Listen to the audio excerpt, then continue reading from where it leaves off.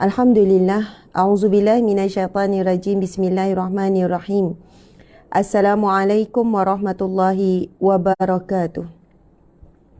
Salam sejahtera ke atas sahabat semua, kalian semua. Warahmatullah, moga rahman Allah wabarakatuh dan keberkatan daripada Allah melimpah-limpah kepada para sahabat, para pendengar di mana jua anda berada. Subhanallah. Ada di kalangan kita sekarang sedang kelam kabut dalam keadaan yang berkejar-kejar. Siapkan diri, siapkan anak-anak, nak hantar anak sekolah, nak menuju ke pejabat.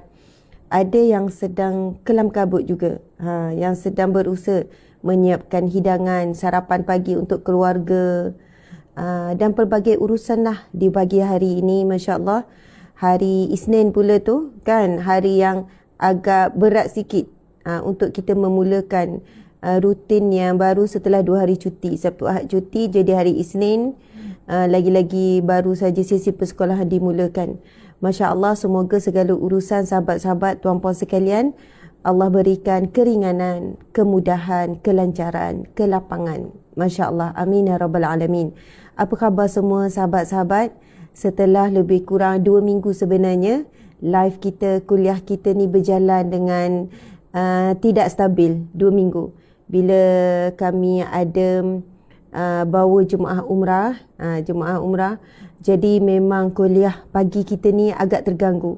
Dan bila dah terganggu, nak mula balik tu, dia macam bukan susah nak mula. Satunya, engagement kita di FB ni dia akan susah sikit sahabat-sahabat nak dapat notification. Live ni memang macam tu, kita perlu konsisten. Bila kita selang 2 hari 3 hari tak buat pun dah ada banyak notification yang tak naik, walaupun anda follow ke, anda tekan see first ke dan sebagainya.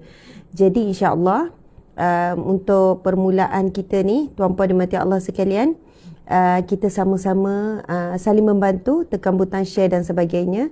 Teruskan komen seperti biasa, sebab dengan cara begitu engagement juga akan naik. Apa khabar semua? Subhanallah, kita tengok sahabat-sahabat, ada Zaleha. Betul Ustazah, 2 minggu tak jumpa Ustazah. Masya Allah. Ada yang kata Ustazah 2 minggu tak jumpa, rasa kosong hati. Ya, itulah ya sifat dan jiwa seseorang mukmin yang merindukan majlis ilmu, yang merindukan sahabat di dalam majlis ilmu, yang dah terbiasa dengan mana-mana majlis. Bila dia hilang, dia rasa rindu, dia rasa kosong. Mudah-mudahan Allah berikan rasa ini sampai kita mati. Istiqamah dengan majlis ilmu, istiqamah dengan sahabat-sahabat di majlis ilmu.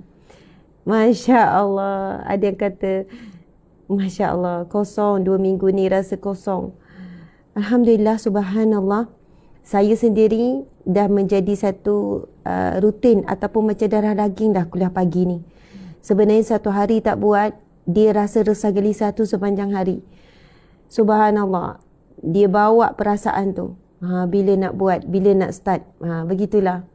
Subhanallah, sayang semua kerana Allah, kerana Rasulullah sallallahu alaihi wasallam. Masya Allah. Terima kasih yang bagi komen macam-macam. Seperti rasa hidup tidak komplit, tak sempurna, rasa ada kekurangan.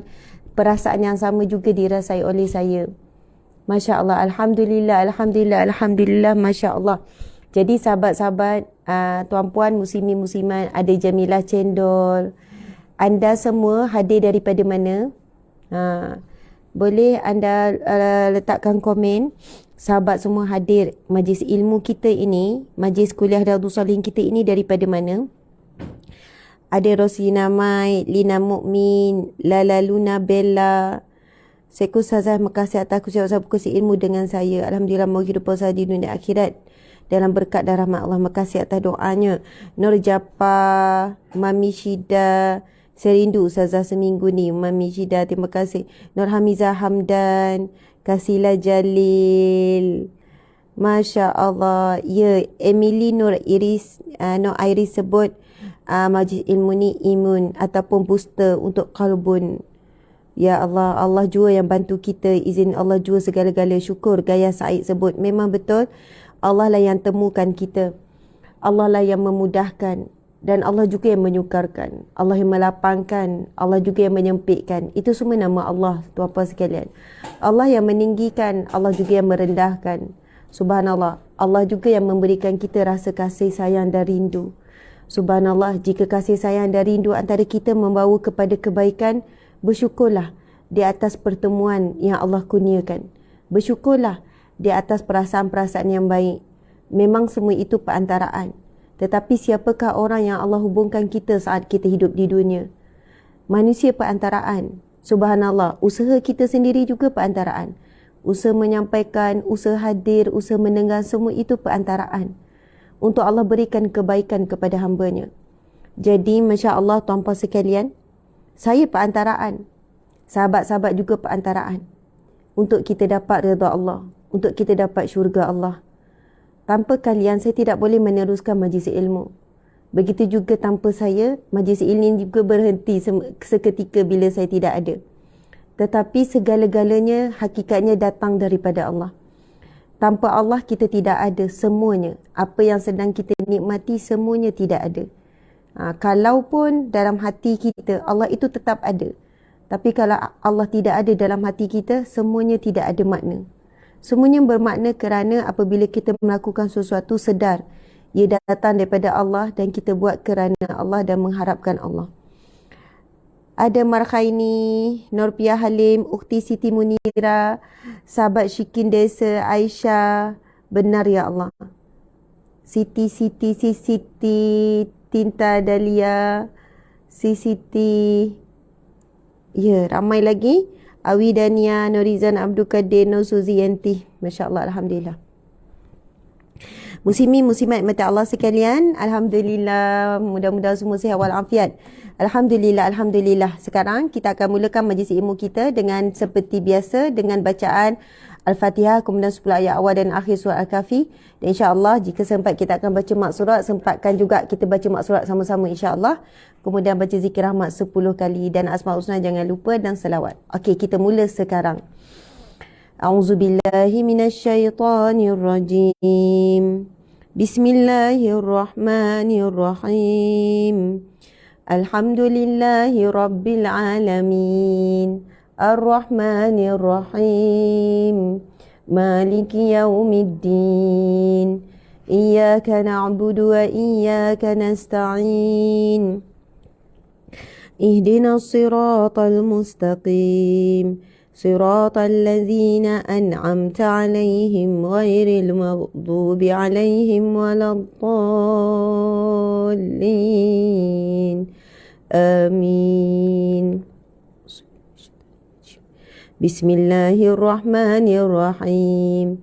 Sahabat-sahabat, tuan-puan dimati Allah sekalian, kita akan membacakan 10 ayat awal surah Al-Kahfi dan 10 ayat akhir surah Al-Kahfi. Dan keduanya berdasarkan hadis Nabi.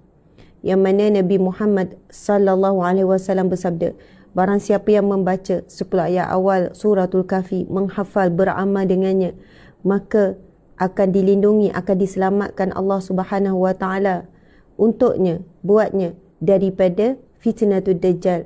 Dan fitnah akhir zaman ini bukan Dajjal saja. Fitnah membawa maksud ujian, cabaran, godaan, tipu daya Dajjal, kucu-kucu Dajjal.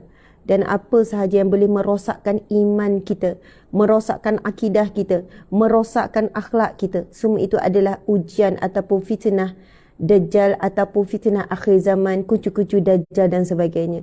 Termasuk ujian media sosial, tuan-puan sekalian. Jadi orang yang selamat adalah orang yang mendapat perlindungan daripada Allah. Janganlah kita rasa hati kita ini kental, hati ini kuat, hati kita ini kebal, kan? Dindingnya tebal daripada kita terjerumus melakukan perbuatan dosa dan maksiat. Ataupun kita terleka, kita tertipu daya dengan dunia dan isinya. Hanya orang yang selamat adalah mereka yang mendapat perlindungan daripada Allah. Kita ini sangat lemah, tuan-puan sekalian. Sangat lemah. Iman kita ini sebagaimana hadis Nabi sebut tentang iman umat akhir zaman. Pagi beriman, tengah hari kufur. Petang beriman, malam kufur. Maksudnya bersilih ganti.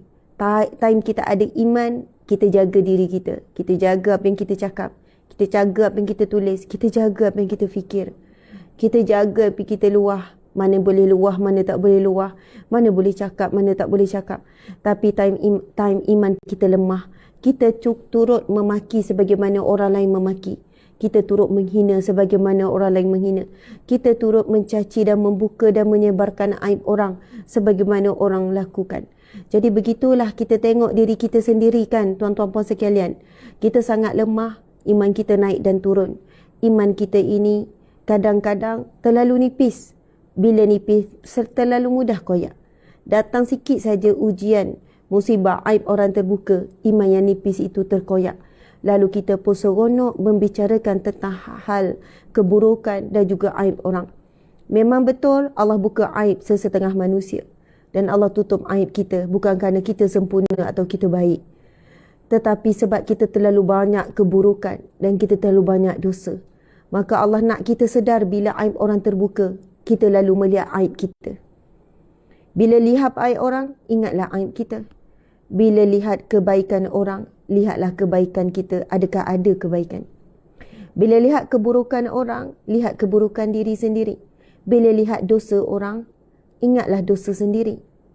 Bila lihat kebaikan orang, carilah kebaikan dalam diri. Tuan-puan sekalian, Masya Allah.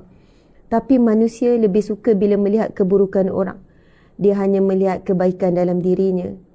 Apabila melihat keburukan, kelemahan, kekurangan, kesilapan orang, dia lupa. Dia juga melakukan perkara yang sama, mungkin dengan cara yang berbeza. Jadi sebab itu, bila kita melihat suatu musibah yang berlaku pada seseorang, yang terbaik adalah kita mendoakan diri kita supaya kita tidak diuji dan terkena musibah yang sama. Yang kedua, kita doakan untuk mereka. Ya Allah, berilah jalan keluar buat mereka, Ya Allah. Berikanlah kekuatan buat mereka, Ya Allah. Ampunilah mereka, Ya Allah.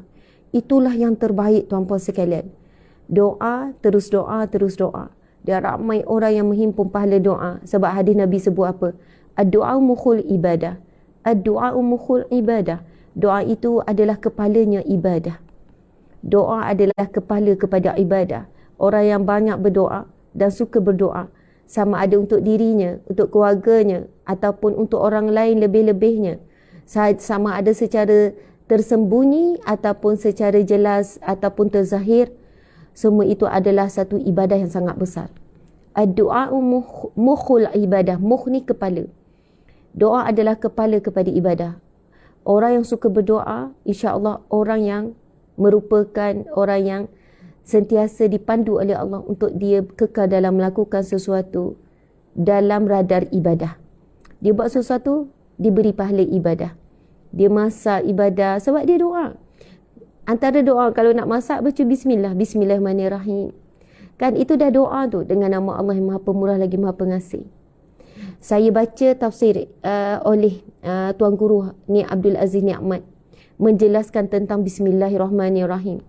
Siapa yang biasa menyebut bismillahirrahmanirrahim, siapa yang selalu beramal dengan bismillahirrahmanirrahim, memulakan pekerjaan dia mesti dengan bismillah. Dia nak buka pintu, nak keluar pada rumah, bismillahirrahmanirrahim. Kalaupun kita tak dapat sebut Ar-Rahman Ar-Rahim, rasa macam panjang, kalau kita sebut bismillah saja pun dah sempurna, dah cukup. Kita sebut bismillah, lepas tu buka pintu. Bismillah, tutup pintu. Bismillah, pakai kasut. Bismillah, nak buka pintu kereta. Bismillah, pegang steering. Lepas tu baca doa kan, keluar rumah dan sebagainya. Subhanallah, di sana ulama dan daripada hadis Nabi menjelaskan kelebihan yang mengucapkan bismillah. Siapa yang sentiasa menyebut bismillah dengan nama Allah. Pertama, segala perbuatannya dikira ibadah. Yang kedua, setiap perbuatannya akan diberikan pertolongan oleh Allah.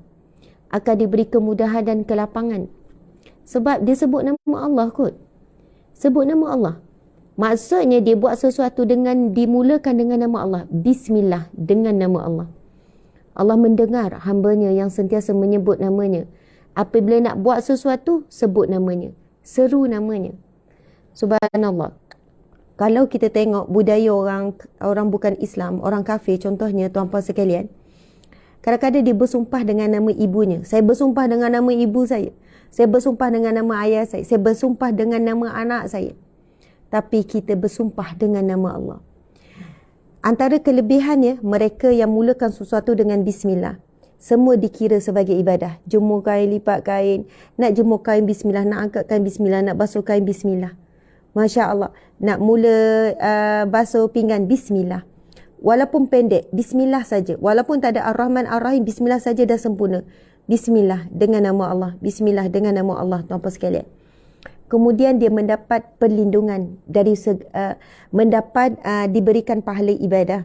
Kemudian yang kedua, mendapat pertolongan Allah. Allah akan menolongnya dalam urusannya yang menyebut nama Allah. Urusannya jadi mudah, lancar, ringan. Yang ketiga, Allah akan melindunginya daripada kerosakan terhadap perbuatannya.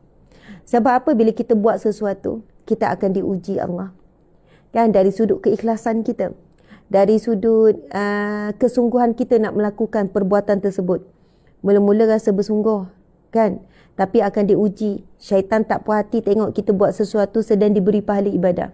Syaitan akan ganggu kita sampai kita rasa nak buat ala kadar, nak malas-malas, nak buat asal siap. Tapi kita dah mula dengan nama Allah. Allah akan memberikan kita perlindungan daripada gangguan syaitan. Gangguan hawa nafsu dan manusia yang boleh merosakkan amal ibadah kita. Manusia yang mungkin memuji kita berlebihan sampai kita riak. Jadi kita bimbang, asalnya kita dapat pahala ibadah, jadi gugur, tuan-tuan sekalian. Masya Allah. Dan siapa yang sebut Bismillahirrahmanirrahim, untuk Bismillah untuk setiap urusannya, maka dia akan diberikan rahmat Allah. Sepanjang apa yang dilakukan, diberikan rahmat Allah. Diberikan rahmat. Rahmat ini sangat luas. Disebabkan rahmat Allah lah, kita akan dapat pahala. Disebabkan rahmat Allah, kita dapat redha. Disebabkan rahmat Allah, kita dapat syurganya. Jadi subhanallah, sebenarnya banyak lagi. Dan disebutkan juga oleh Tuan Guru ni Abdul Aziz, siapa yang sebut Bismillahirrahmanirrahim, apabila melakukan sesuatu, mustahil untuknya melakukan maksiat. Mustahil. Mustahil seseorang itu akan melakukan maksiat jika dia sudah terbiasa dengan perkataan Bismillah. Dia nak buka telefon pun dia dah terbiasa. Nak buka telefon, nak ambil telefon, Bismillah. Nak buka pun Bismillah. Mustahil dia akan buat maksiat dengan telefon ni. Sebab melalui telefon banyak maksiat. Maksiat maksudnya perbuatan dosa. Semua perbuatan dosa dan kesalahan semua maksiat. Bukan berduaan je maksiat. Tapi apa sahaja perbuatan dosa besar, dosa kecil adalah bermaksiat kepada Allah. Subhanallah, bila buka telefon, ada banyak sangat ujian, cabaran, godaan, fitnah telefon. Masya Allah, isu viral ke, ataupun melihat sesuatu yang buruk, mendengar sesuatu yang dikeji Allah, ataupun melihat sesuatu yang dikeji Allah, semua itu perbuatan maksiat. Jadi disebut di dalam tafsir Tuan Guru ni Abdul Aziz, Tuk Guru kata mustahil orang yang terbiasa menyebut Bismillah, dia akan melakukan maksiat. Jadi wahai ibu ayah, latih diri kita. Biar depan anak selalu dengar kita sebut Bismillah, Bismillah. Sampai anak kita terakam dalam memori je, ibu dan ayah ni sikit-sikit Bismillah. Saya sebenarnya ada banyak kisah tentang fadilat Bismillah. Kisah salafus salih, kisah orang alim, kisah wali Allah. Dengan barakah beramal dengan Bismillah. Banyak kisah yang luar biasa. Orang yang beramal dengan Bismillah, bila istiqamah, dia akan merasai kemanisan. Dia akan merasai kesannya. Dia akan merasai hikmahnya. Dia akan merasai keberkatannya daripada kalimah Bismillah walaupun pendek. Sebab maksud Bismillah itu dengan nama Allah. Dengan nama Allah kita masak. Dengan nama Allah kita jemur kain. Dengan nama Allah kita mulakan jalan. Dengan nama Allah kita buat sesuatu. Kita menyeru dan menyebut nama Allah. Dan bila syaitan dengar kita buat sesuatu dimulakan dengan Bismillah, dengan nama Allah, maka terpelantinglah, menangis, meraunglah dia apabila ada manusia yang memulakan sesuatu dengan nama Tuhan yang Maha Berkuasa, dengan nama Tuhan yang memiliki segala-galanya. Maka syaitan lemah, longlailah, nafsu juga semakin mengecil. Tetapi tuan-puan sekalian, bukan sehari dua ya, kita nak nampak hikmah, kita nak nampak karamah, kan, kemuliaan, keberkatan. Cubalah beramal, paksa diri, ingat-ingat Bismillah, Bismillah, Bismillah, Bismillah. Masya Allah, dengan nama Allah, dengan nama Allah. Tuan-puan dimati Allah sekalian, nanti kita tanya balik kita punya Tuan Guru tu. Ada satu amalan Bismillah ni, yang kita dengar biasa Bismillahu Syafi, Bismillahu Kafi. Ada bacaan dia ada panjang sikit. Subhanallah, dengan izin Allah, keberkatan Bismillah ini ada banyak penyakit-penyakit yang kalau fikir logik tidak dari sudut sains tak sembuh, tetapi boleh disembuhkan Allah dengan keberkatan, dengan kemuliaan bismillah, dengan nama Allah. Dia cerita satu hari, subhanallah, ada lelaki ataupun perempuan yang pekak, yang tak boleh nak mendengar. Dia ada masalah pekak dah berapa tahun. Asalnya dia boleh dengar. Lepas tu dia uji masalah gegenang telinga, dah tak boleh dengar. Boleh dengar mungkin sikit sangat, tapi pekak dia tu pekak yang mungkin 80%. Boleh dengar pun orang kena bertempik, tapi dia dah hilang dah. Kemudian subhanallah, dia jumpa seorang guru ni lah bercerita. Dia kata ada hamba Allah ni pekak dah lama, tak boleh dengar, tempik pun tak boleh ni, dalam berapa tahun dah sakit. Lepas tu alhamdulillah dengan berkat bismillah. Dan insya-Allah hari ni kita tanya ya baba tu. Kita tanya babo, kita tanya balik. InsyaAllah esok saya akan kongsikan. Lepas tu dia kata alhamdulillah dengan izin Allah, masa tu juga Allah tunjukkan keberkatan bismillah ni. Lalu boleh mendengar kembali, pulih seperti biasa. Tuan-puan dan mati Allah sekalian, kita orang Islam, kita orang beriman, kita sangat yakin dan percaya dengan keberkatan amalan-amalan zikrullah. Keberkatan bacaan-bacaan daripada Al-Quran, daripada hadis Nabi. Sebab itu kalau baca Al-Fatihah, bismillah adalah ayat pertama dalam surah Al-Fatihah. Masya Allah, Allahu Akbar. Cuba hari ini, alhamdulillah, pagi-pagi ni kita dengar tentang bismillah. Cuba hari ini tuan-puan sekalian, semua sesuatu kita mulakan dengan bismillah. Cubalah merasai kemanisan dan nikmat. Hari kita berlalu dengan tenang. Hari kita walaupun ada ujian, tapi kita akan dapat tenang. Cuba esok kita share, masing-masing share. Hari ini kita cuba ingatkan diri kita, saya juga apa-apa bismillah. Bismillahirrahmanirrahim. Nak ambil bismillah. Nak mulakan satu bismillah. Subhanallah, kita akan rasa perbuatan kita dipandu, dipelihara, dijaga, rasa barakah, rasa tenang, rasa dipermudahkan urusan walaupun berat. InsyaAllah, sahabat-sahabat. Alhamdulillah. Okey, jadi sekarang kita akan baca 10 ayat awal dan akhir surah Al-Kahfi. A'udzubillahi minasyaitanirrajim. Bismillahirrahmanirrahim. Alhamdulillahilladzi anzala ala 'abdihil kitaba wa lam yaj'al lahu 'iwaja qayyiman liyunzira ba'san shadidan min ladunhu wa yubashshiral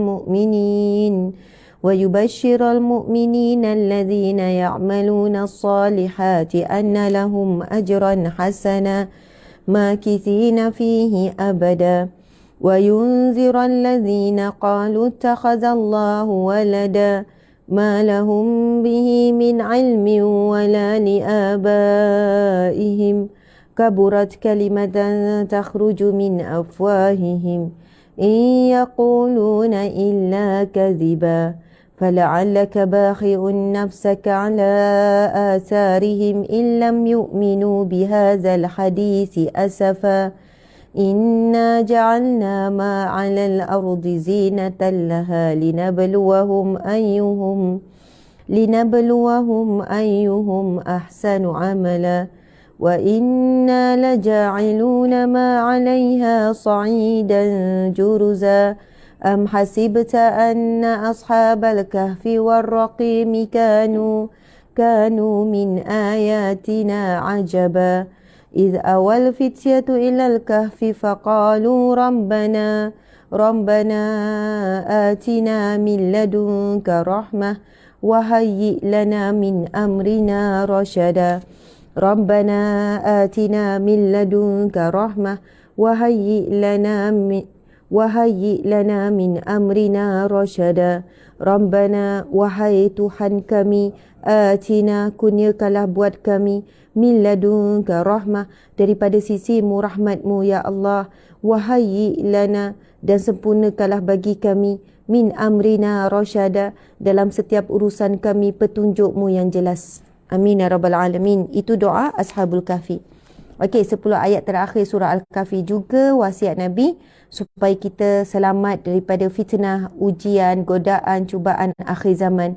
Yang dimaksudkan juga dalam hadis Nabi adalah godaan, ujian, fitnah yang datangnya daripada Dajjal. Masya Allah. Terima kasih yang bagi gift yang unik-unik, cantik-cantik. Subhanallah di TikTok. Terima kasih di FB yang bagi star non-stop. Masya Allah. Allahu Akbar. Terima kasih banyak sahabat. Semua itu akan dimanfaatkan untuk gerak kerja dakwah dan amal. Okey, kita akan baca 10 ayat yang terakhir. Auzubillahi minasyaitanirrajim. وعرضنا جهنم يومئذ للكافرين عرضا الذين كانت أعينهم في غطاء عن ذكري وكانوا لا يستطيعون سمعا أفحسب الذين كفروا أن يتخذوا عبادي من دوني أولياء إنا أعتدنا جهنم للكافرين نزلا قل هل ننبئكم بالأخسرين أعمالا الذين ضل سعيهم في الحياة الدنيا وهم يحسبون أنهم يحسنون صنعا أولئك الذين كفروا بآيات ربهم ولقائه فهبطت أعمالهم فلا نقيم لهم يوم القيامة وزنا ذلك جزاؤهم جهنم بما كفروا واتخذوا آياتي ورسلي هزوا إن الذين آمنوا وعملوا الصالحات كانت لهم جنات الفردوس نزلا خالدين فيها لا يبغون عنها حولا قل لو كان البحر مدادا لكلمات ربي لنفد البحر قبل أن تنفد كلمات ربي ولو جئنا بمثله مددا قل إنما أنا بشر مثلكم يوحى إلي أنما إلهكم إله واحد فمن كان يرجو لقاء ربه فليعمل عملا صالحا ولا يشرك بعبادة ربه أحدا صدق الله العظيم اللهم ارحمنا بالقرآن واجعله لنا إماما ونورا وهدى ورحمة اللهم ذكرنا منه ما نسينا علمنا منه ما جهلنا وارزقنا تلاوته آناء الليل وأطراف النهار واجعله لنا حجة يا رب العالمين. Amin ya rabbal alamin. Maksudnya adalah Allahumma arhamna bil Quran. Ya Allah, rahmati kami dengan Al-Quran. Waj'alhu lana imaman wa nuran wa hudan wa rahmah. Jadikanlah Al-Quran bagi kami. Waj'alhu lana imaman, sebagai imam, wa nuran, sebagai cahaya, wa hudan, sebagai petunjuk, wa rahmah, dan sebagai rahmat. Allahumma arhamna bil Quran waj'alhu lana imaman wa nuran wa hudan wa rahmah. Allahumma zakkirna minhu ma nusina, ataupun nasina, dua-dua boleh. Ya Allah, ingatkanlah kami apabila kami terlupa. Wa 'allimna mimma jahilna, dan berikanlah kami pengetahuan apa yang kami tidak tahu, apa yang kami jahil. Warzuqna tilawatahu, ya Allah, rizkikanlah kami membacanya, ini Al-Quran. ana al-laili wa atrafan nahar, sepanjang malam dan sepanjang siang dan malam. Waj'alhu lana hujjatan, dan jadikanlah Al-Quran itu bagi kami hujjah ataupun pelindung ataupun kita sebut apa, pengguam bela. Pembela, hujjah, pembela yang berhujjah bagi kita. Waj'alhu lana hujjatan, dan jadikanlah Al-Quran itu bagi kami hujjah kami ya Allah. Ya Arhamar Rahimin, wahai Tuhan yang Maha Pengasih. Muslimin muslimat, berkenaan dengan Al-Quran menjadi hujjah ini disebut di dalam hadis Nabi. Nabi SAW bersabda, Al-Quranu hujjatun laka aw alaika. Hadis ni kita baca dalam kitab Riyadhus Salihin. Nabi bersabda, Al-Quran itu akan menjadi hujjah yang akan membela kamu, yang akan mempertahankan kamu, yang akan memberi syafaat kepada kamu. Subhanallah. Dia akan menjadi pembela di dalam kubur, pembela di mahsyar. Sebagaimana yang Nabi SAW sebut, Iqra'ul Quran fa innahu ya'ti yawmal qiyamah syafi'an li ashabi. Nabi pesan, bacalah Al-Quran. Baca Al-Quran. Bacalah Al-Quran. Fahamilah Al-Quran. Hayatilah maksud Al-Quran. Ia akan datang pada hari kiamat kelak, pemberi syafaat, memberi pertolongan, memberikan bantuan kepada ashabi, sahabat Al-Quran. Adakah kita sahabat Al-Quran? Adakah kita menjadikan Al-Quran sebagai teman hidup kita? Teman harian kita?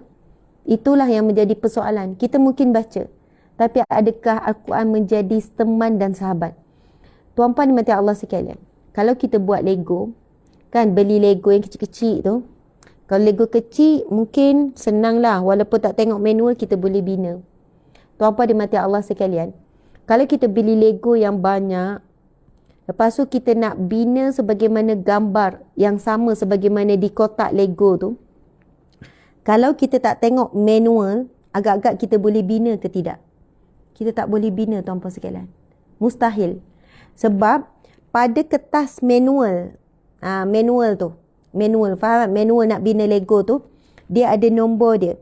Yang ni nombor berapa, yang ni nombor berapa. Kalau bentuk ni nombor 1, bentuk ni nombor ni. Lepas tu, first dia akan bagi turutan. Ambil nombor 1, gabung nombor 2, gabung nombor 10, gabung ni. Sampailah siap binaan tersebut. Kalau betul kita nak design sebagaimana gambar tersebut. Tuan-tuan dimati Allah sekalian, hidup kita pula dah ada apa design hidup kita dalam kubur. Kita nak kubur kita lapang. Kita nak kubur kita sejahtera. Kita tak nak ada himpitan kubur. Kita tak nak azab kubur. Betul kan? Kita nak kubur kita ibarat taman syurga. Kita pun dah bayangkan apa yang kita nak apabila berada di mahsyar. Nak berada di bawah naungan Allah. Kita nak bangkit bersama dengan Rasulullah. Kita nak hisap yang pendek ataupun masuk syurga tanpa dihisap. Bila bercakap pasal titian sirat, yang mana laluan itu sangat halus. Lebih halus daripada rambut di belah 7. Lebih tajam daripada mata pedang. Lebih licin daripada jalan yang segala jalan yang licin. Gambaran titian sirat ini sangat dahsyat. Kita bayangkan kita berlari. Kita bayangkan selaju kilat. Kita semua ada impian bahagian akhirat kita. Tapi mana manualnya, tuan-puan sekalian? Adakah mustahil untuk kita dapat? Tidak mustahil. Kerana Allah siapkan semua kehidupan di alam barzah itu baik. Di mahsyar itu baik. Meniti titian sirat itu baik. Dan berakhir di syurga itu untuk manusia. Adakah kita tidak layak untuk dapat syurga Allah? InsyaAllah kita semua layak. Allah berikan peluang untuk dapat semua nikmat itu adil kepada semua. Tinggal lagi kita nak gunakan atau tidak manual yang Allah berikan. Manual itu ada di dalam Al-Quran. Al-Quranul Karim. Sebab itu, kalau siapa nak bina Lego, tanpa tengok manual, dia tidak boleh bina. Siapa yang nak bina kehidupan yang bahagia di akhirat kelak, di dalam mahsyar kelak, di alam barzah kelak, tanpa manual, panduan daripada Al-Quran, kita tidak akan dapat mencapainya. Sebab itu Al-Quran bukan hanya dibaca, tetapi difahami. Sebab itu kita kena baca maksud. Tuan-tuan dimati Allah sekalian, Nabi sebut apa? Al-Quranun hujjatun laka. Al-Quran itu hujjah bagi kamu. Al-Quran yang akan pertahankan kita. Ya Allah, hamba-Mu ini membaca kalam-Mu. Ya Allah, hamba-Mu ini memahami kalam-Mu. Hamba-Mu ini merujuk kalam-Mu. Hamba-Mu ini mencari-cari kalam-Mu. Kata-kata-Mu saat dia susah, saat dia sedih, ya Allah. Al-Quran ini akan berhujah di hadapan Allah. Ya Allah, aku bersaksi dia beramal dengan kata-kata-Mu, ya Allah. Subhanallah, bahkan bila di dalam kubur, apabila disoal siasat oleh rakib dan atid, jika kita jadikan Al-Quran sebagai teman akrab kita saat kita hidup, yang menjawab soalan-soalan adalah Al-Quran. Sebab itu Nabi sebut Al-Quranun hujjatun laka. Al-Quran itu hujah membela kamu. Al-Quran itu adalah hujah. Al-Quran itulah yang akan memberikan syafaat dan pertolongan buatmu. Saat tidak ada manusia seorang pun bersama dengan kita di dalam kubur. Saat tidak ada manusia yang sanggup memberikan walaupun satu pahala istighfar kepada kita. Kita ada anak yang ramai 10 orang contohnya. Bila di masyarakat kelak, kita minta satu pahala istighfar je pada anak-anak. Bagilah satu pahala, subhanallah. Bagilah satu pahala sedekah yang kecil tu kepada umi. Nescaya anak kita enggan berikan. Minta pula dengan suami. Suami pun enggan berikan. Semua manusia enggan memberikan walaupun sedikit pahala kepada siapa saja. Kerana semuanya dalam keadaan ketakutan. Melihat api neraka yang menjulang-julang. Melihat seorang demi seorang diheret dan dicampakkan ke dalam neraka yang sangat dahsyat. Semua ketakutan. Kerana di balik sana baru syurga. Neraka dulu di depan. Perlu meniti titian sirat. Melihat seorang demi seorang tergelincir jatuh ke dalam neraka. Semua ketakutan. Sebab itulah siapa yang menjadikan Al-Quran sebagai teman. Itulah yang Nabi sebut syafi'an li ashabi. Akan memberi syafaat, pertolongan, perlindungan. Akan jadi hujah di hadapan Allah kelak. Masya Allah, Allahu Akbar. Tetapi kita terleka, tuan-puan sekalian. Kita banyak menjadikan teman kita sekarang adalah telefon. Sikit-sikit nak tengok telefon, sikit-sikit nak baca telefon. Kita sangat kurang baca Al-Quran. Sangat kurang tengok Al-Quran. Sangat kurang mendengar Al-Quran. Saya cakap perkara ini menujukan pada diri saya sendiri juga. Kita boleh guna telefon untuk perkara yang baik, untuk perkara yang bermanfaat, untuk mendengar dan melihat yang bermanfaat. Tetapi bukan kerana itu mengurangkan waktu dan hubungan kita dengan Al-Quran. Memang betul telefon tu ada manfaat. Saya dengar ceramah Ustaz. Betul. Masya Allah, Alhamdulillah. Tapi jangan disebabkan itu merenggangkan hubungan kita dengan Al-Quran. Mengurangkan waktu istimewa kita dengan Al-Quran. Hakikatnya mushaf ini, mushaf. Dan tolong jangan gantikan baca Al-Quran guna telefon. Kalau waktu yang tak ada Al-Quran, maka bolehlah guna telefon. Mungkin atas kenderaan, mungkin tengah ni. Tapi kalau di rumah ada Al-Quran, kenapa tetap ambil telefon? Bahkan kadang saya rasa macam terkilan. Bila di masjid, manusia tetap, contoh di Masjidil Haram, Masjid Nabawi kan, kita tengok, ataupun masjid-masjid di Malaysia, ada setengah dah terbiasa sebab dia dah buat tanda guna telefon. Al-Quran Masaf tu ada sekeliling, tapi tetap membaca Al-Quran melalui telefon. Tuan Pusat, Al-Quran dalam telefon itu digital. Ia bukan betul-betul wujud. Memang kita dapat pahala. Dapat pahala tak? Dapat pahala. Pahala membaca Al-Quran. Tentu dapat.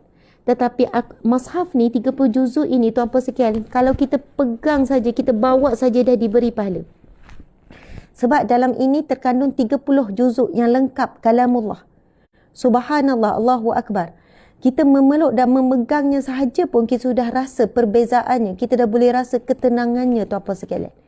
Dan bila kita membelek dan membukanya, tidak sama dengan kita membelek dan membuka Al-Quran yang berada di dalam telefon. Bila kita off je telefon, Al-Quran itu, ayat Al-Quran itu terpadam. Dan telefon kita boleh bawa ke dalam tandas. Tapi Al-Quran haram dibawa ke dalam tandas. Tuan-puan sekalian, Al-Quran.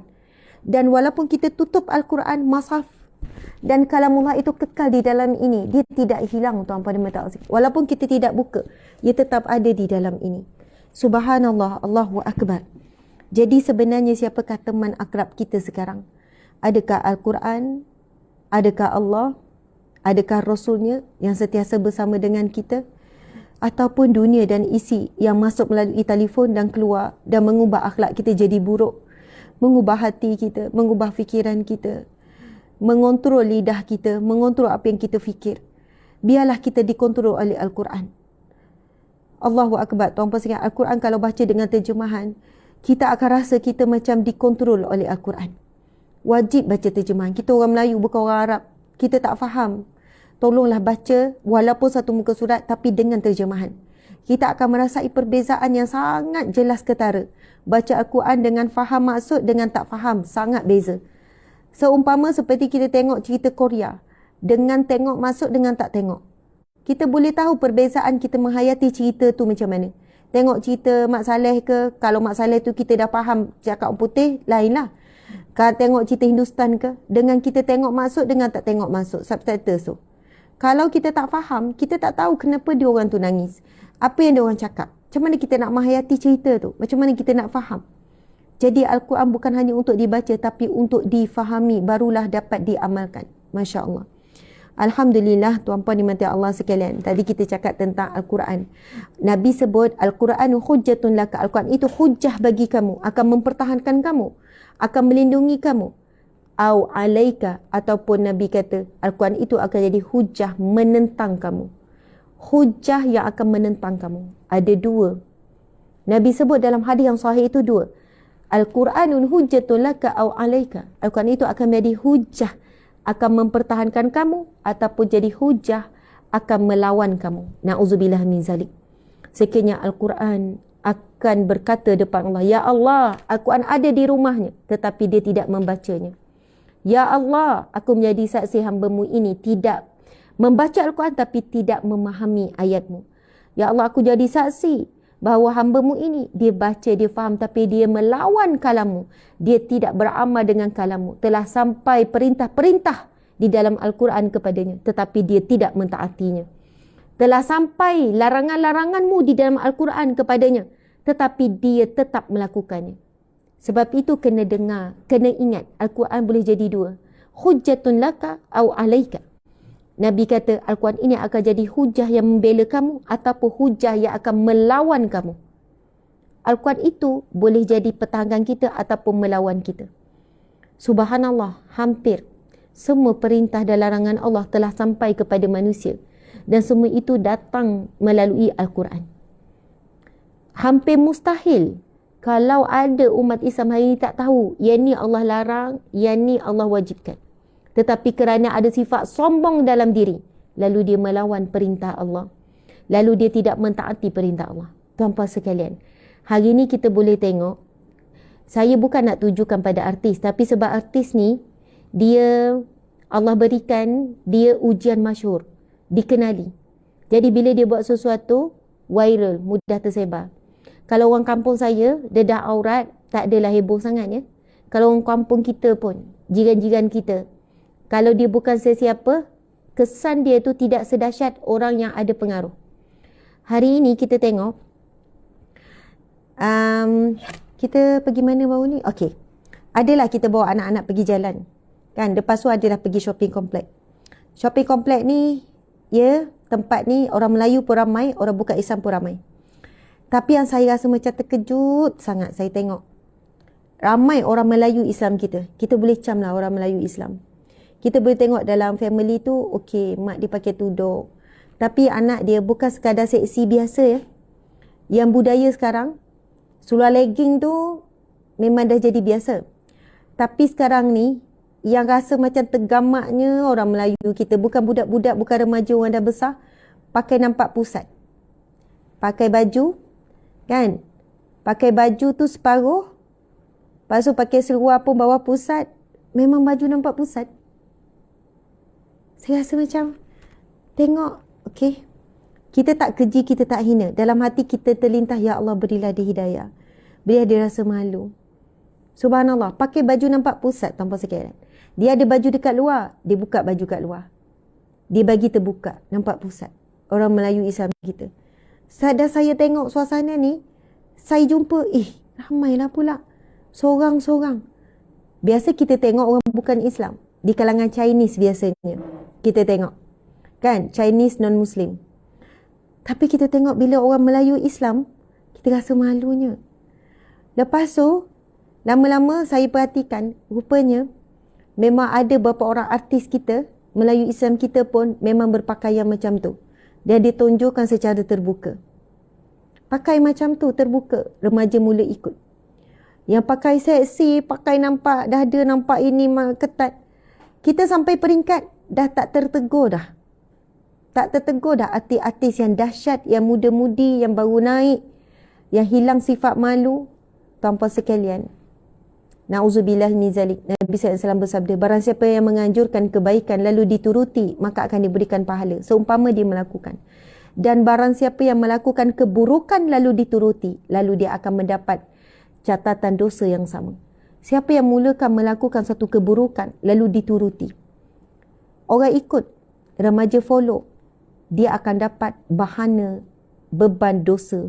Dia tanggung juga dosa orang yang follow dia, orang yang ikut dia. Tuan-puan dimati Allah sekalian, walaupun kita rasa memang banyak dah perubahan, Alhamdulillah. Satu perkara saya rasa macam, saya tengok Alhamdulillah, syukur sangat ramai artis yang hijrah, sama ada penyanyi ataupun pelakon yang berhijrah. Alhamdulillah, sangat ramai. Tapi dah waktu yang sama, sebenarnya dah lama tak tengok TV. Tapi bila kita pergi bawa anak-anak pergi jalan-jalan, kita kan duduk hotel. Bila duduk hotel ada TV. Jadi masa tu lah tengok TV. Buka TV. Bukan kata saya ni bagus, kami ni bagus, tak ada TV ya. TV ada kat rumah tapi siaran dah lama tak ada. Jadi dah lama tak tengok TV 1, TV 2, TV 3, TV 4, TV 5. Astro tu lama tak tengok, berapa tahun. Maksudnya berapa tahun tak ada. Jadi bila kat hotel tu adalah peluang tengok.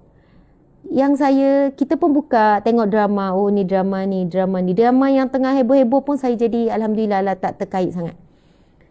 Bila tengok drama, saya tengok ni, saya harap sampailah mesej ni ya. Tapi saya ingat saya nak tulis juga, nak buat video khas. Terutamanya kepada pelakon-pelakon veteran yang dah tua. Pelakon veteran lelaki dan juga perempuan. Duhai para pelakon veteran, lelaki dan juga perempuan. Saya terkejut pelakon veteran lelaki berlakon dengan pelakon muda. Masih lagi boleh berlakon pegang-pegang tangan, sebab lakonan tu suami isteri. Pegang tangan, boleh lagi peluk, letak kepala lentuk atas ni, boleh lagi macam peluk, pegang tangan, dan drama baru. Saya rasa macam, biar betul pelakon dah tua, takkan tak boleh nak bagi tahu producer, saya dah ni, saya tak nak pegang-pegang, adegan peluk-peluk, tak perlu dah, umur saya dah 50 dah 60 dah ni. Allahu Akbar. Satu lagi pelakon wanita yang dah tua, yang dah veteran, umur 50, 60, masih lagi, ya mungkin atas penghayatan lakonan kan, jadi mak, pegang tangan anak, cium dahi anak, peluk anak lelaki, padahal bukan anak sendiri. Lakonan. Atas apa jua alasan menghayati lakonan, sebab hidupkan watak, dah memang arahan produser, penerbit, pengarah, haram. Atas alasan apa pun haram. Tidak ada ruang untuk kita kata dimaafkan sebab nak menghayati watak, watak tu pula bagus, boleh kesan perubahan pada orang. Tidak ada ruang untuk menghalalkan bersentuh laki perempuan, berpeluk laki perempuan. Atas dasar apa pun hukumnya jelas haram, dan tidak ada ruang untuk ada keringanan, dibenarkan dan sebagainya. Jadi kita tengok pelakon muda, yalah pelakon muda, dengan seksi, dengan gedik, dengan gitu gini, liang lentuk, dengan sekian-sekian. Tapi bila kita tengok pelakon veteran, dah umur 50, 60, 70, masih lagi, adakah masih tidak ada kekuatan lagi untuk mengatakan, memberikan beberapa syarat? Kadang kita rasa macam tak perlu kot dia nak peluk macam tu, nak pegang-pegang tangan. Dan sekarang dalam waktu yang sama, Alhamdulillah, ada ramai juga pengarah filem kan, pengarah drama yang boleh follow, yang boleh terima syarat. Oh, saya berlakon tapi saya dah kahwin, suami saya pun tak mahu, saya pun dah mulai hijrah, saya terima watak-watak tapi dengan syarat tidak ada bersentuh. Dengan syarat tidak ada peluk dan tidak ada bersentuh, tidak ada adegan yang melanggar syarak. Dan okey je, watak tu boleh diteruskan je. Kita tengok ada beberapa kan drama yang daripada awal drama sampai akhir tak ada adegan pegang-pegang tangan lelaki perempuan, adegan pimpin-pimpin, peluk-peluk, tak ada. Dan drama itu tetap terbaik, tetap diterima baik dan ranking tinggi. Masya Allah, Allahu Akbar. Kadang pengarah-pengarah penerbit semua pun melayui Islam. Tapi saya sebut ayat macam ni lah. Boleh sampai peringkat bila kita tengok yang tua masih peluk, masih pegang tangan, masih buat adegan-adegan yang haram dalam lakonan, tapi dah veteran, umur dah 50, 60, 70, kita sampai peringkat rasa geli. Minta maaf ya perkataan tu. Rasa macam kita doakan untuk dia. Kita bukan hina, kita bukan caci maki.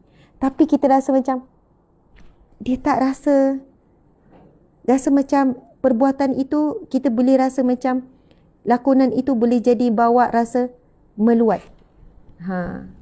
Ya, kenapa Encik? Masalah. Ya, ada yang sebut macam Nazira kan. Nazira sekarang ni lakonannya sangat mantap, ya, tetapi dia juga elakkan, tak ada sentuh, tak ada peluk, tak ada pegang. Tapi lakonan dia high class. Kan cerita terbaru apa tah. Tapi saya tengok ada melintas dekat FB, saya pun tengok episod akhir. Saya terus tengok episod akhir yang dia tinggalkan suami dia melangkah talak tu kan. Itu babak tu yang saya tengok. Dan katanya lakonan dia mantap. Saya tengok dekat FB orang ulas apa semua dan memberi kesan. Cerita tu memberi kesan. Ya, rindu kasih. Jadi kita harap pelakon-pelakon veteran hijrahlah, berubahlah. Pelakon-pelakon muda dah berani mengambil langkah. Bukan tak ada orang yang memulakan langkah-langkah seperti itu. Kan, subhanallah, kita tahu industri seni juga perlu perlu diteruskan. Sebab hiburan ni memang perlu, tetapi perlu berlandaskan syariat. Subhanallah, kita tengok banyak filem-filem di dunia ini kan, yang oleh Iran dan sebagainya, boleh hadiah anugerah award dunia dan sebagainya tanpa melanggar batas syariat Allah. Allahu Akbar. Okey, tuan-puan dan mati Allah sekalian. Sekarang masa kita dah dekat pukul 8, dah hampir 1 jam. Sekarang ni kita akan baca Asmaul Husna, lepas tu kita akan baca hadis Nabi. Dan insya-Allah saya akan mengupas sikit je. Saya minta izin suami ya. Tak. Kita kupas sikit berkenaan dengan isu semasa yang sedang hangat. Sikit je kupas sebagai panduan. Risau ya encik suami. Tak apa Encik. Kalau Encik risau, Encik mari masuk dengan saya. Marilah Encik, sama dengan saya. Dah lama Encik tak muncul bersama saya. Subhanallah, alhamdulillah, wa la ilaha illallah, wallahu akbar. Alhamdulillah, selesai kita membaca Fatihah, 10 ayat awal dan akhir surah Al-Kahfi, dan kita baca Al-Maqsurat. Marilah sama-sama kita bacakan selang-seli ya, dengan tazkirah, dengan pengisian rohani. Kita dah ada pengisian-pengisian tadi. Kita selang-seli juga dengan zikrullah, dan untuk kali ini kita sama-sama berselawat insya-Allah.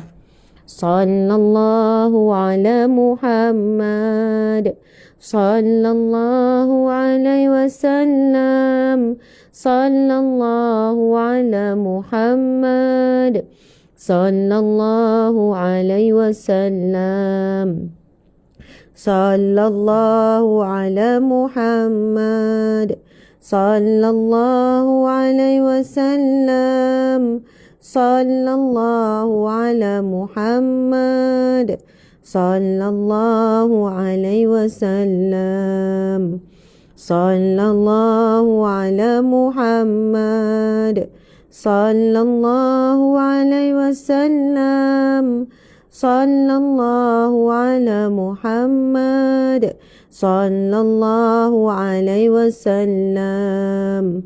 Ya Nabi salam alaika, ya Rasul salam alaika, ya Nabi salam alaika, ya Rasul salam alaika. Sallallahu ala Muhammad, sallallahu alaihi wasallam, sallallahu ala Muhammad, sallallahu alaihi wasallam.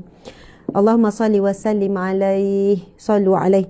Alhamdulillah tuan-puan sekalian, insya-Allah sekarang kita akan sama-sama membacakan hadis yang ke-22 dalam susunan kitab Riyadhus Shalihin, bab yang ke-13, iaitu banyaknya jalan kebaikan. Kalau siapa yang buka kitab ni, kitab yang sama dengan saya, anda boleh buka muka surat 136. Okey, dan kepada siapa yang ada kitab Riyadhus Salihin dan tak ada kitab boleh dengar, dan siapa yang ada kitab Riyadhus Salihin tapi versi yang lain, tak sama, warna lain, terbitan lain, tak apa, anda boleh membaca ataupun mencari hadis yang ke-138. Hadis yang ke-138 dalam susunan kitab Riyadhus Salihin.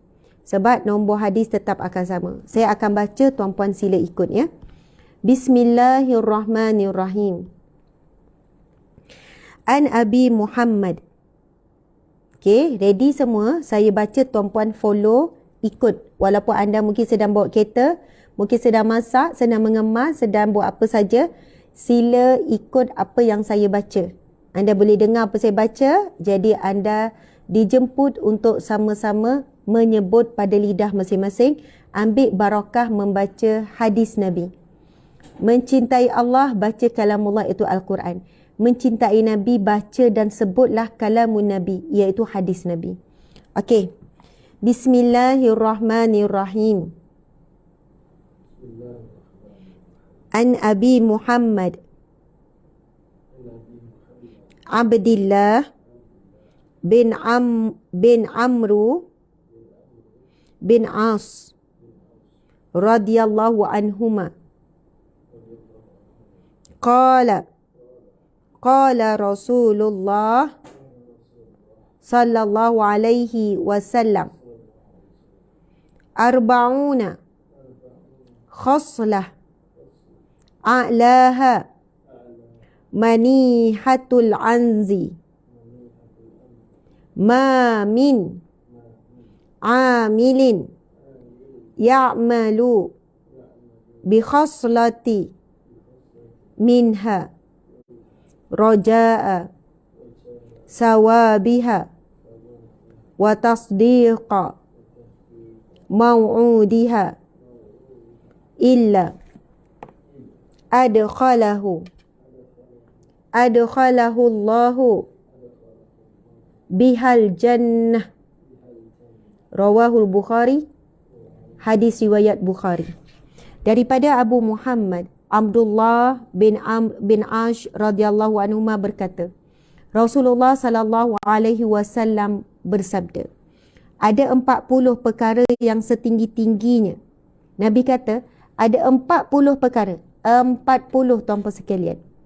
Ada 40 perkara yang setinggi-tingginya ialah memberikan manihah kambing. Nabi sebut ada 40 perkara. Yang paling tinggi daripada 40 itu adalah memberikan manihah kambing. Nanti kita akan terangkan apakah maksud manihah kambing. Tiada seorang pun yang melakukan salah satu daripada 40 perkara tersebut seraya mengharapkan semata-mata pahala dan mempercayai dan yakin bahawa dan meyakini pahala yang dijanjikan oleh Allah, melainkan Allah akan memasukkan dirinya ke dalam syurga. Subhanallah. Hadis sahih riwayat Bukhari. Saya ulang lagi sekali. Nabi SAW bersabda, ada 40 perkara. Yang mana yang paling tinggi di antara 40 perkara ini, amalan, antara 40 amalan paling tinggi adalah manihah kambing. Dan Nabi sebut, barang siapa yang melakukan, tiada seorang pun yang melakukan salah satu daripada 40 perkara dengan mengharapkan pahalanya dan mempercayai pahala yang dijanjikan. Dia melakukan dalam senarai 40 perkara amalan itu.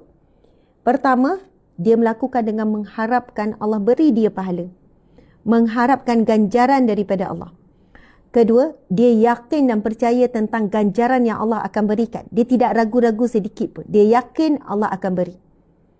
Maka Nabi bersabda, melainkan Allah akan memasukkannya ke dalam syurga.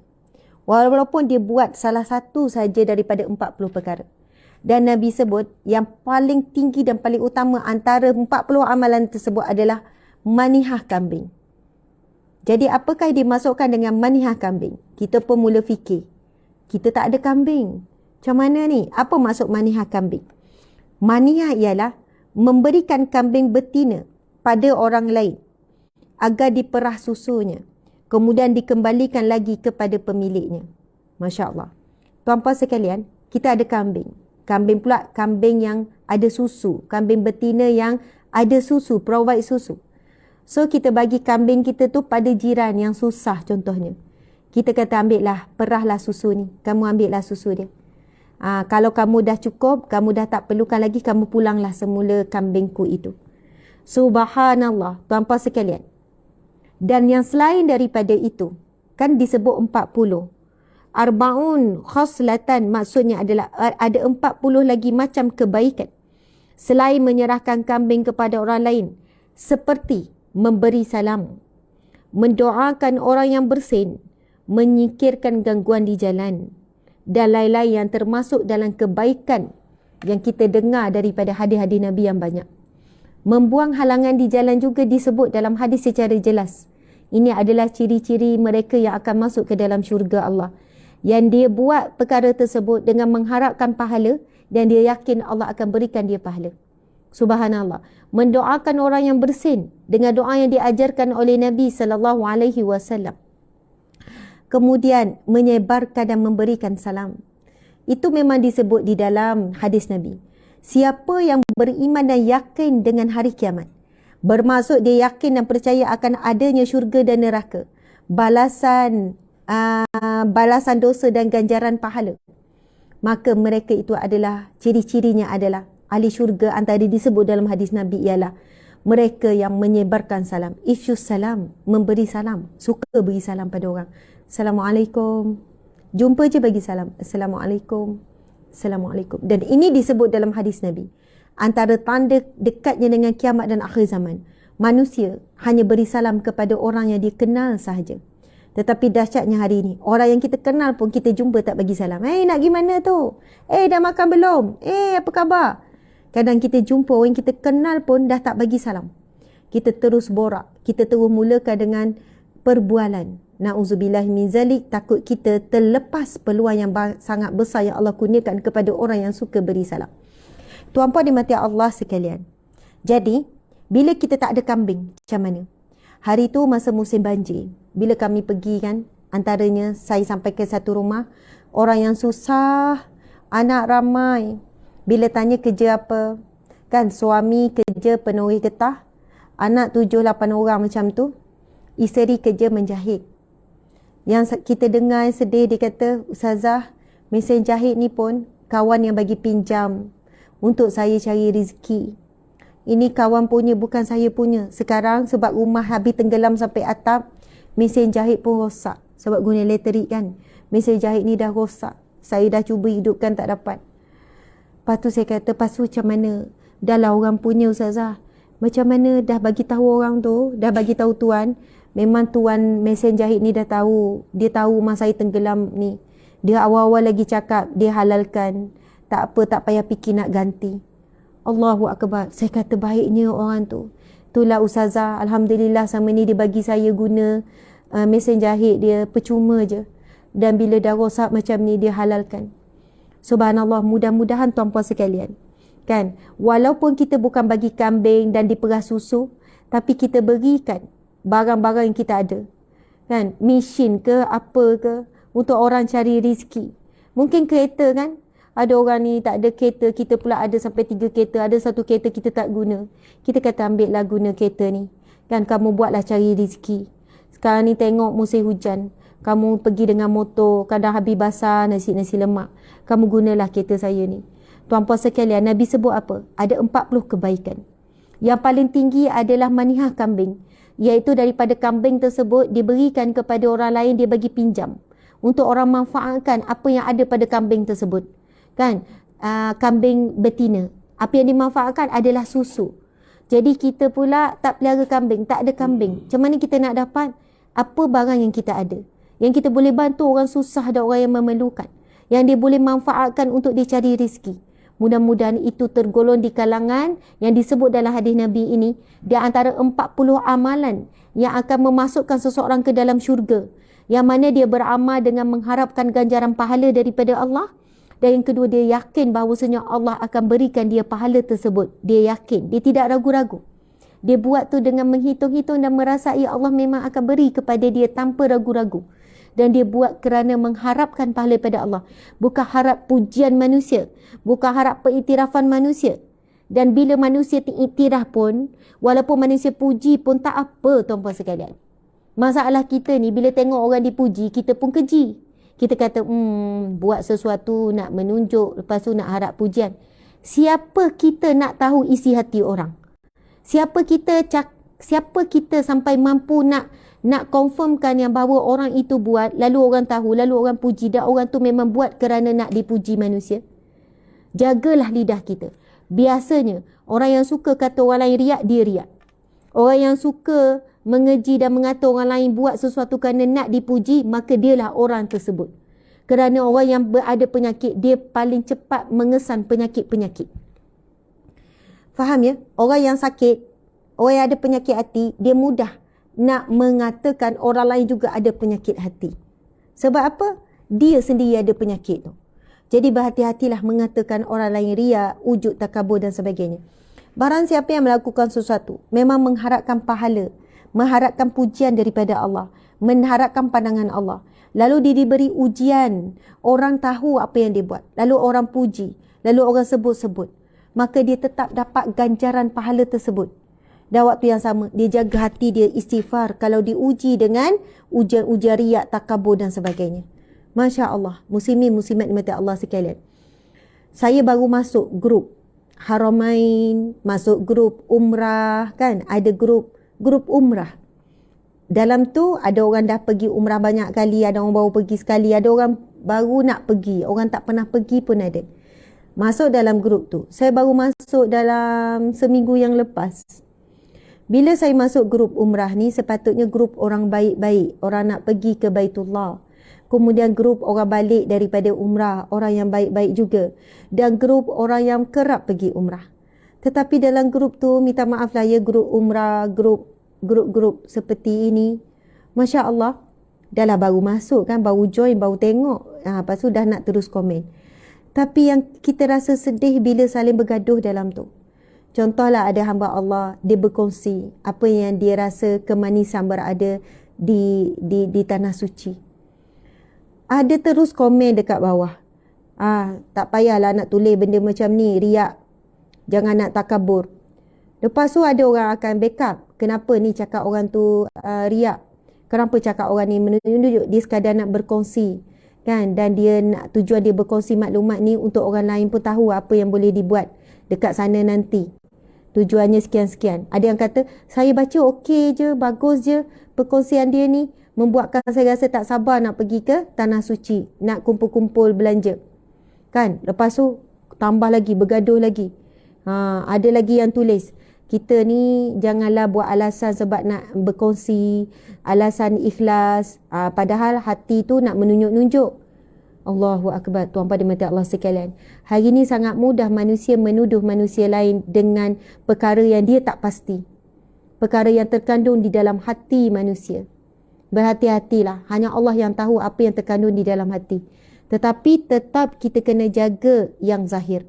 Jangan sampai jelas sangat apa yang terkandung dalam hati. Kalau jelas sangat, nampak nak menunjuk, nak riak, nak takabur, lepas tu nafikan lagi, maka kita dengan Allah, kita tak boleh tipu. Kita tak boleh tipu Allah. Kita tak boleh tipu hati sendiri. Jadi kenalah seimbang, kenalah biar dalam keadaan yang sederhana. Okey, Alhamdulillah. Jemput cik suami, kita masuk sikit. Okey, Masya Allah. Lama ni tak bersama. Ya, kami dah balik umrah. Masya Allah.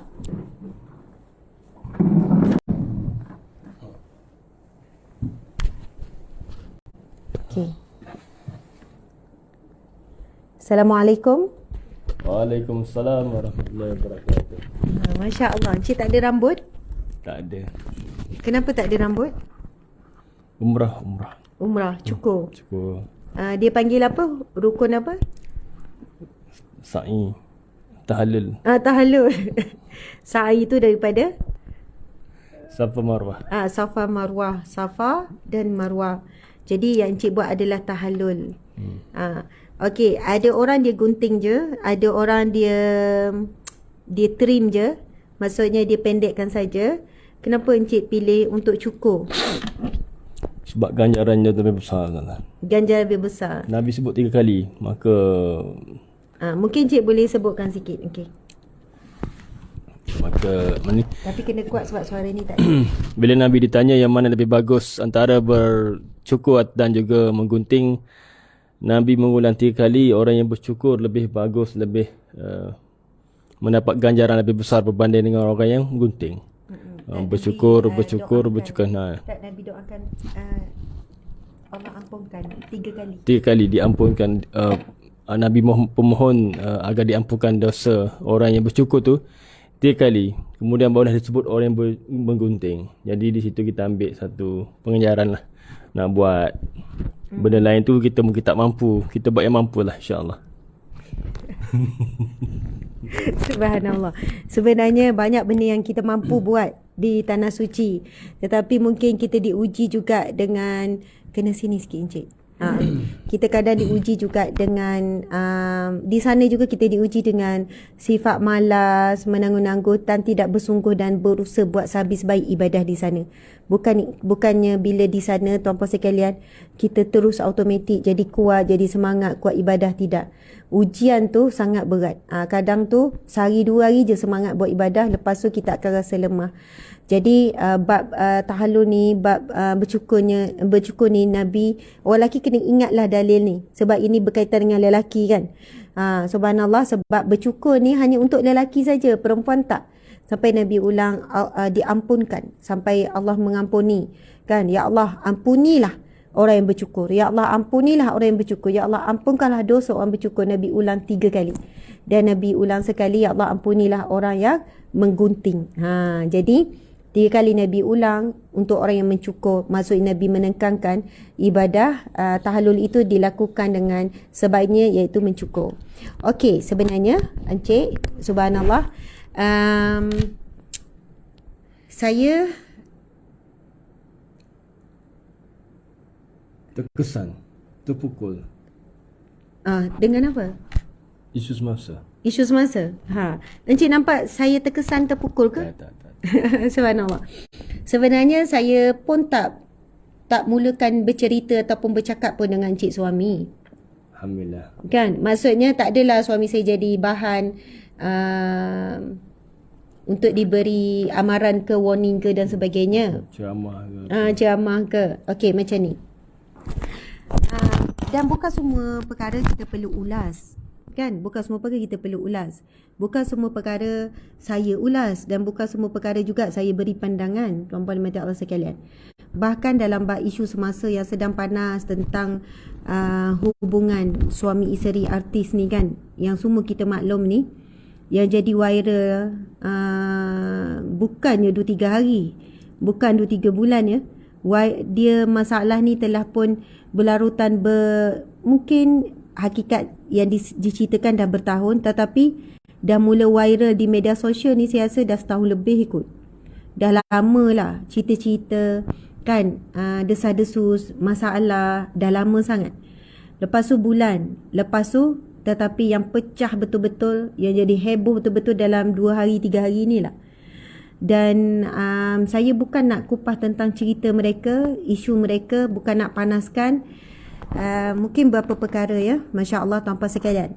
Saya sebagai pendakwah yang dikenali, sebagai penceramah yang dikenali, sebenarnya memang ada banyak artis, ramai artis yang hubungi untuk mendapatkan khidmat nasihat. Sama juga dengan orang awam, sama juga VVIP. Antara faktor kenapa saya dicari, encik suami tahulah, pihak itu hubungi, pihak ini hubungi, artis tu nak jumpa, artis ni telefon, artis ni sekian. Dan banyak saya tidak terima. Banyak saya tidak terima. Namun yang saya biasa akan balas secara umum, maksudnya, oh ustazah, artis hubungi, ustazah terima ya, artis telefon tak. Ada ramai juga artis sampai peringkat nak jumpa, bukan saya tak sudi, bukan saya tak sanggup, tapi kerana komitmen dan masa yang sangat sempit sehingga kan saya tidak boleh nak beri komitmen untuk jumpa, untuk dengar masalah, untuk sekian-sekian. Tuan-puan dimati Allah sekalian. Cuma yang saya boleh kongsikan sikit. Dunia industri, dunia artis ni cabarannya bezalah dengan kita ni, orang biasa. Ada cabaran dia. Dengan surrounding dia, dengan suasana kerjanya, dengan budaya hidupnya. Kadang-kadang ada kebebasannya. Kadang-kadang itu kepercayaan diberikan bukan pada tempatnya. Terpaksa beri percaya. Suami berlakon dengan wanita lain, isteri berlakon dengan lelaki lain, kan? Kemudian berada di set penggambaran dalam tempoh yang lama. Di situ ada gurau senda, ada bebas pergaulan, ada macam-macam. Jadi, bila saya kadang tu bersama dengan artis yang dah berhijrah, mereka bercerita macam mana kehidupan dan suasana. Bagaimana saya dikata, Ustazah, kalau nak jaga diri betul-betul, memang sangat mencabar. Nak elak sekian-sekian, belum cerita bab bagaimana berjuang untuk solat, berjuang untuk jaga aurat, berjuang jaga batasan.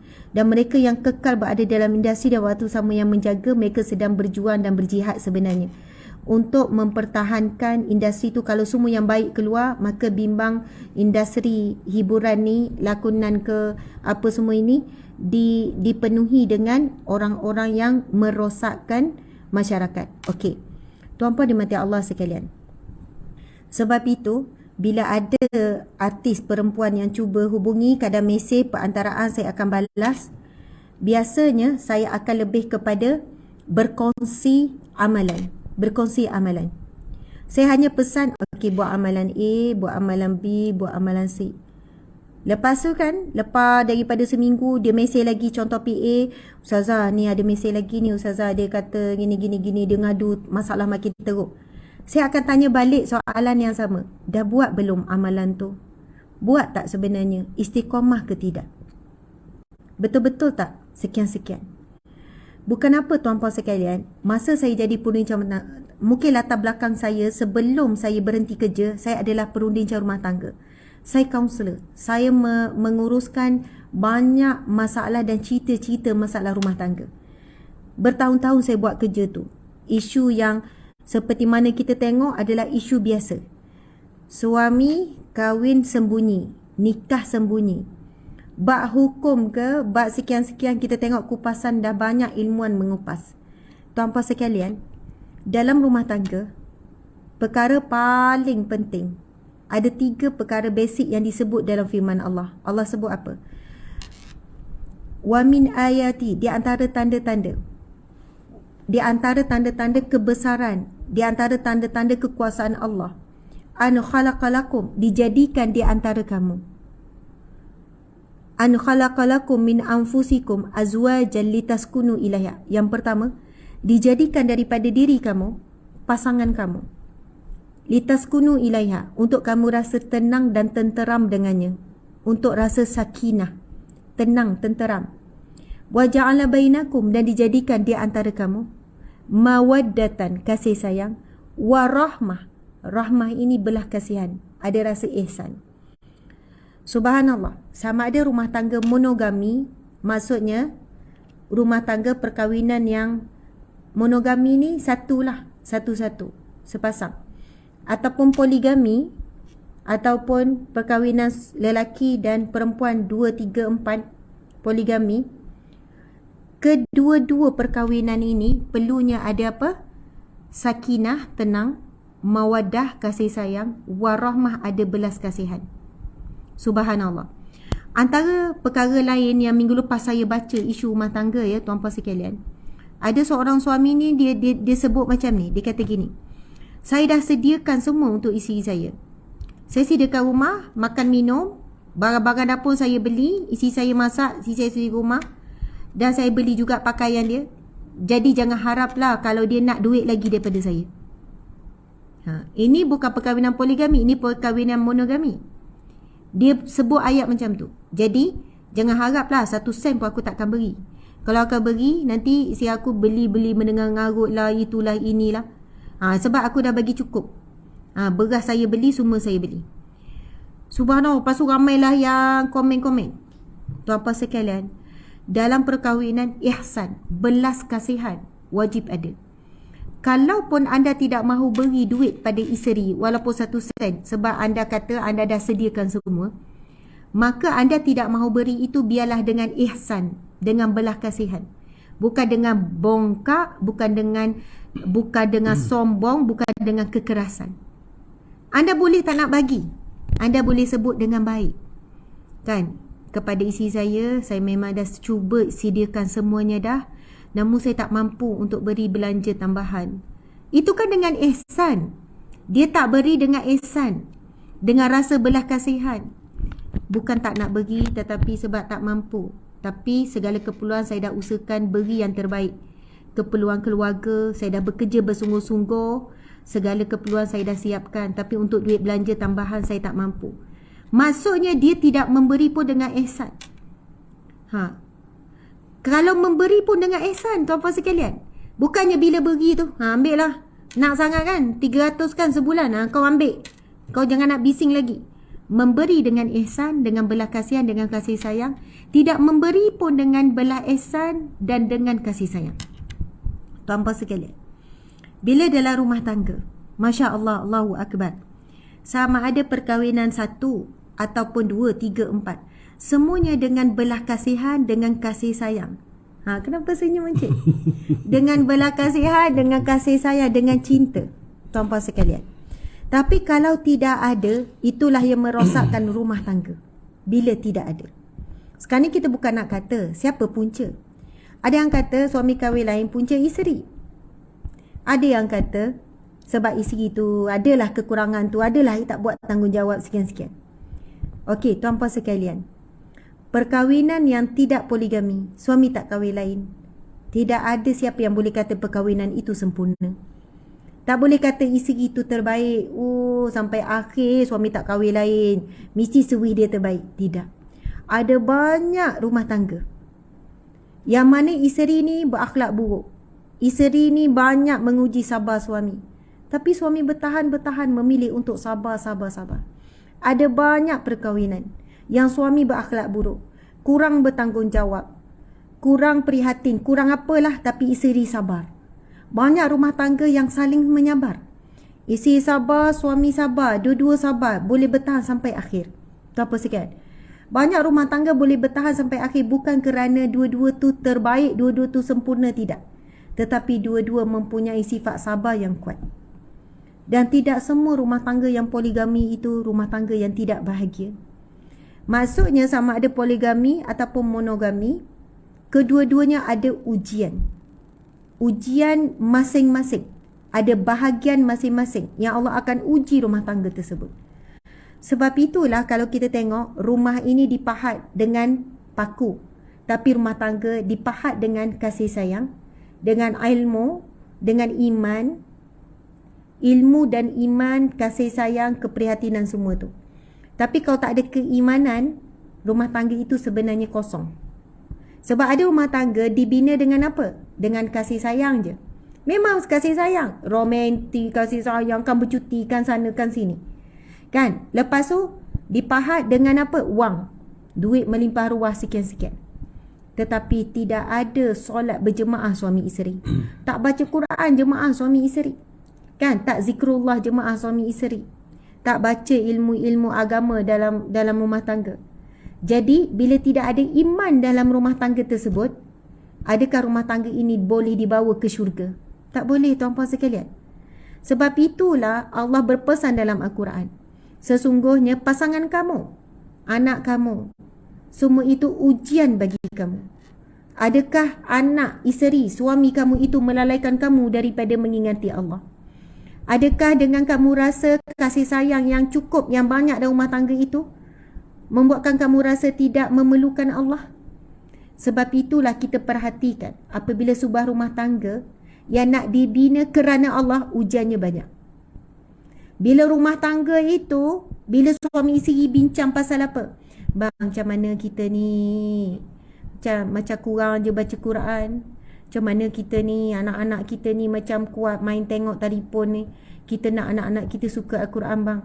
Bila sebut je macam ni, ada keinginan nak bina keluarga Quran ni, keluarga yang ada ruh Al-Quran, ujian akan datang. Bila kita bincang-bincang dengan suami, bang, kita ni kena pastikan anak-anak kita semua selamat daripada api neraka Allah. Akan datang ujian dan cabaran. Maksudnya bila rumah tangga suami isteri bercakap tentang perihal bagaimana nak bahagia sampai ke syurga, bagaimana nak bawa sekeluarga selamat daripada api neraka, rumah tangga begini akan menghadapi ujian dan cabaran. Syaitan memang tak suka perbualan-perbualan seperti ini suami isteri. Syaitan memang tak suka impian-impian seperti ini. Tapi bila rumah tangga ni duk bercakap, macam mana nak besarkan rumah, macam mana ya kita nak itu, hujung minggu ni pergi jalan mana, best lah makan ni, anak kita suka pergi bawa main game ni, anak. Kalau cakap perihal dunia saja, yang best-best bahagian dunia, perihal seronok-seronok saja tuan-puan sekalian, rumah tangga ini cabarannya ada, tapi tak seberat rumah tangga yang nak dibina sampai ke syurga. Kan? Dia berusaha, dia dapat. Pergi jalan sana happy, balik rumah makan, lepas tu tengok movie, lepas tu tengok Netflix, lepas tu tidur lena, pasang aircon, lepas tu sekian-sekian. Ujian ada juga tuan-puan sekalian. Tapi syaitan tak ganggu rumah tangga ni. Syaitan nampak rumah tangga ini dibina adalah untuk dunia, bukan dibina untuk akhirat. Tuan-puan dimati Allah sekalian, apa yang kita boleh buat? Kita doakan rumah tangga artis ni. Dua-dua baik, Masya Allah. Kan? Suami baik, isteri baik. Itu yang kita nampak. Kita doakan kebaikan. Sama ada mereka bersama ataupun mereka tidak bersama. Kita doakan kebaikan. Dan kita cuba elakkan memaki hamun, mengeji siapa pun. Tuan-puan dimati Allah sekalian, apabila rumah tangga orang lain berbunyi dan bising, kan, kita tengok rumah tangga kita, macam mana rumah tangga kita. Subhanallah, rumah tangga kami pun, kita pun selalu berbunyi, selalu bising juga, kan, selalu juga longgar, diuji macam-macam. Tuan-puan sekalian, bukan tidak diuji, kan, diuji dengan akhlak buruk saya, kan, kadang akhlak buruk masing-masing lah, kelemahan, kekurangan, kesilapan, ada sifat-sifat akhlak-akhlak yang tidak baik, kan, tidak kuat untuk istiqamah dengan akhlak-akhlak, sifat-sifat sunnah-sunnah Nabi yang Nabi tunjuk, yang Nabi contoh. Kita tahu Nabi begini-begini, kan, contoh yang Nabi tunjukkan itu untuk di follow oleh kita, sama ada perempuan atau lelaki. Kadang kita pun lemah untuk ikut sunnah-sunnah Nabi. Kita tahu tapi ada ego untuk buat.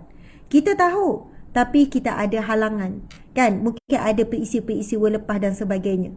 Tapi kalau kita fikirkan tentang pahala, tentang apa yang Allah suruh kita jaga, apa yang Allah suruh kita pertahankan, kita akan tolak tepi semua tu. Tuan-puan dimati Allah sekalian, Masya Allah. Okey, kesimpulannya daripada apa yang kita tengok, sebenarnya kalau pengalaman saya kerja sebagai pengacara rumah tangga dulu, sebenarnya memang ada enactment ataupun boleh bawa ke mahkamah bila ada gangguan pihak ketiga. Apabila pihak ketiga dianggap sebagai gangguan, boleh dibicarakan dan dibawa ke mahkamah. Mahkamah akan dengar penjelasan pada pihak-pihak. Benarkah pihak ketiga ini menjadi gangguan? Dan antara banyak runtuhnya rumah tangga, tuan-puan sekalian, kalau dulu kita buat statistik, punca utama nombor 1 statistik, punca utama runtuhnya banyak rumah tangga, ini statistik kita buat. Contoh ya, saya sebagai pengacara rumah tangga, ada je kes, kita pun cari kaji punca masalah sekian-sekian. Okey, antara punca yang tertinggi adalah kerana orang ketiga. Punca kedua tertinggi kerana kewangan. Punca ketiga tertinggi kerana orang ketiga ni dia bukan hanya maksudnya curang saja. Orang ketiga boleh datang juga daripada keluarga, daripada ibu ayah, daripada mertua. Kemudian banyak aduan datang kerana kewangan. Dua punca utama ni. Okey, lepas tu adalah kesihatan, ada banyak lagi punca-punca masalah gangguan rumah tangga, masalah keruntuhan rumah tangga. Namun, tolong dengar apa yang saya sebut namun ni. Punca paling utama, paling tinggi sebenarnya keruntuhan rumah tangga, perpecahan rumah tangga, masalah rumah tangga yang tak berkesudahan, adalah punca utamanya adalah agama. Agama. Dan kita bukan mengatakan orang itu, orang ini kurang agama. Jangan terus judge macam tu. Saya ceritakan tentang punca utama keruntuhan rumah tangga. Sama ada rumah tangga runtuh kerana ia poligami ataupun monogami. Sama ada rumah tangga ini runtuh kerana orang kedua ataupun kerana kewangan. Tetapi bila kita kaji, punca utama adalah kerana agama. Apa maksud kerana agama? Maksud kerana agama adalah, macam mana kita tahu kerana agama? Dan bila kita tanya soalan, bagaimana tentang solat? Inilah kita dapat jawapan, punca kerana agama. Hampir 98% mereka yang menghadapi masalah rumah tangga, yang tidak berkesudahan, yang akhirnya dengan penceraian ataupun perpisahan, ataupun tak bercerai, tak berpisah pun, tapi masalah tu tak settle-settle, hidup dalam derita. Tapi tak bercerai, hidup dalam derita, masalah non-stop. Patutnya rumah tangga ada waktu tenang, ada waktu kasih sayang, ada waktu gembira. Itu tujuan rumah tangga. Rumah tangga itu datangkan ketenangan, wujudkan kasih sayang, ada gurau senda. Itu sepatutnya rumah tangga yang dibina atas dasar iman, sepatutnya kesannya begitu. Tapi bila asyik bergaduh, asyik banyak benda tak kena, something wrong pada agama dalam rumah tangga tersebut. Ada isu, ada masalah dalam agama dalam rumah tangga tersebut. Di manakah kedudukan agama dan rumah tangga tersebut? Itu yang saya nak cuba sampaikan pada tuan-puan sekalian. Sekiranya rumah tangga tersebut dibina atas dasar agama, atas dasar solat berjemaah, baca Quran jamaah, makan pun jamaah, zikir jamaah, kalaupun ada ujian dan masalah, dia akan cepat dipimpin, akan cepat dibantu oleh Allah Subhanahu Wa Taala. Kalau nak sebut pengalaman saya ada kes poligami, tuan-puan sekalian, kes poligami, masya-Allah. Ada banyak kes suami kahwin senyap-senyap. Tetapi akhirnya boleh dipulihkan dengan usaha keras suami tersebut. Misi usaha keras suami. Ada suami kata, "Ustazah, dah takdir Allah, benda dah jadi, dah jodoh saya. Isteri kenalah redha." Saya kata, Encik jangan mempermainkan perkataan redha. Sekarang isteri encik sedang marah, sedang derita, sedang sedih. Encik redha tak? Kalau betul encik redha, encik akan akui dan mohon maaf. Encik akan berjanji dan encik akan berikan yang terbaik untuk isteri pertama. Isteri kedua pun Ustazah menderita juga. Ustazah, saya tengok isteri saya yang kedua pun menderita juga. Semua orang kutuk dia, semua orang hina dia. Semua orang kata dia yang merampah dan sebagainya. Saya kata itulah ujian bagi isteri kedua. Dan isteri pertama ada ujiannya. Dan bagaimana encik sebagai seorang lelaki yang berani mengambil risiko seperti ini.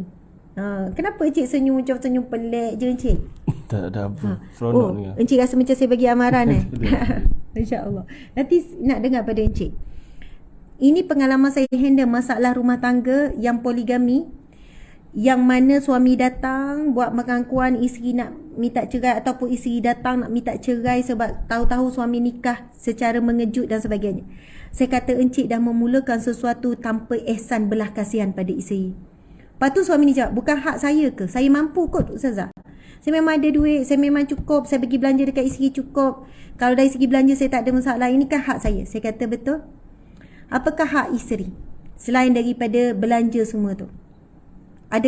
Bukankah isteri juga berhak untuk dapat belas kasihan, berhak dapat kasih sayang? Saya tanya soalan simple je, encik, apa hukum kita menyakiti hati manusia lain? Salah lah, dosa lah, kita tak boleh menyakiti hati orang.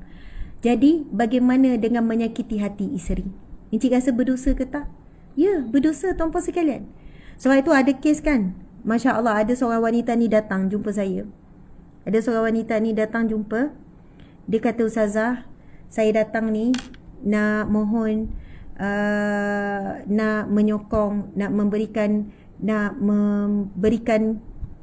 ini kisah benar yang masa saya jadi pundit rumah tangga.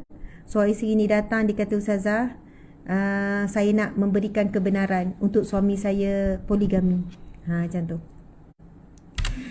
Lepas tu isteri ni pun cerita. Saya tengok tenang je wanita ni. Dia kata, Ustazah, sebenarnya suami saya ni nak poligami daripada perkahwinan, daripada masa, ini cerita lebih kurang, saya bukan ingat secara penuh ya.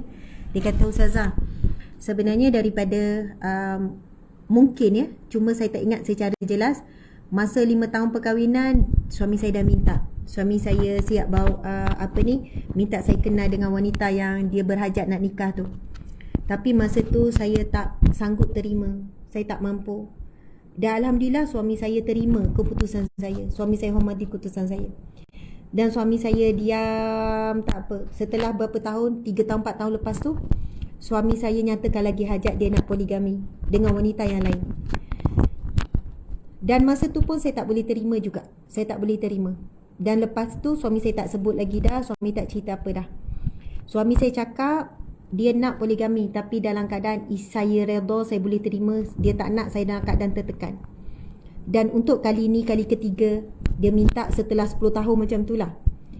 Dan akhirnya wanita yang dia bawa ni saya boleh terima. Seorang ibu tunggal, seorang sekian-sekian. Dan dia buat dengan cara yang baik dan sebagainya. Dan insya-Allah saya boleh terima untuk kali ni. Maksudnya saya pun tengok pada suami sebelah dia.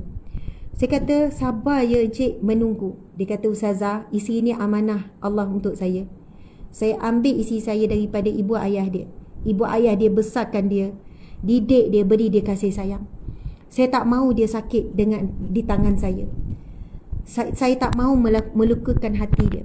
Saya tak mahu paksa dia dengan apa yang dia tidak suka. Dan saya yakin Allah bantu saya untuk saya sabar dalam perkara ini. Dan saya yakin Allah bantu isteri saya untuk menghadapi ujian dan cabaran yang akan dilalui selepas berpoligami. Maksudnya tuan-puan sekalian, di luar sana ada banyak juga pasangan yang melalui proses poligami dengan baik. Jadi, tolonglah kepada siapa yang nak berpoligami. Ia bukan satu perkara yang semudahnya untuk dipaksa seorang wanita, isteri pertama yang dah berkorban, yang telah bersama-sama, kan, dia awal lagi memasang impian, pelbagai impian. Kan, bila perkahwinan, suka sama suka, bercinta, impian tu mesti ada. Dan kerana isteri itu sayang dan cemburu, sebab itulah dia berikan refleksi yang sekian-sekian dan sebagainya. Jadi Masya Allah, sebab itulah ada permohonan, ada perbincangan. Cubalah elakkan. Bukan cuba, elakkan. Masya Allah, itu bukan satu perkara yang dipuji. Bukan satu perkara yang dipandang baik oleh syarak. Apabila seorang lelaki berkahwin kali kedua, kali ketiga, kali keempat tanpa pengetahuan isteri yang sama-sama susah, sama-sama berkongsi kebahagiaan sebelum itu. Kalau bahagia gembira boleh kongsi, kalau anak boleh kongsi, kenapa perkara tersebut kan tidak dibuat dalam keadaan yang baik, dalam keadaan yang bersedia, dalam keadaan situasi yang baik.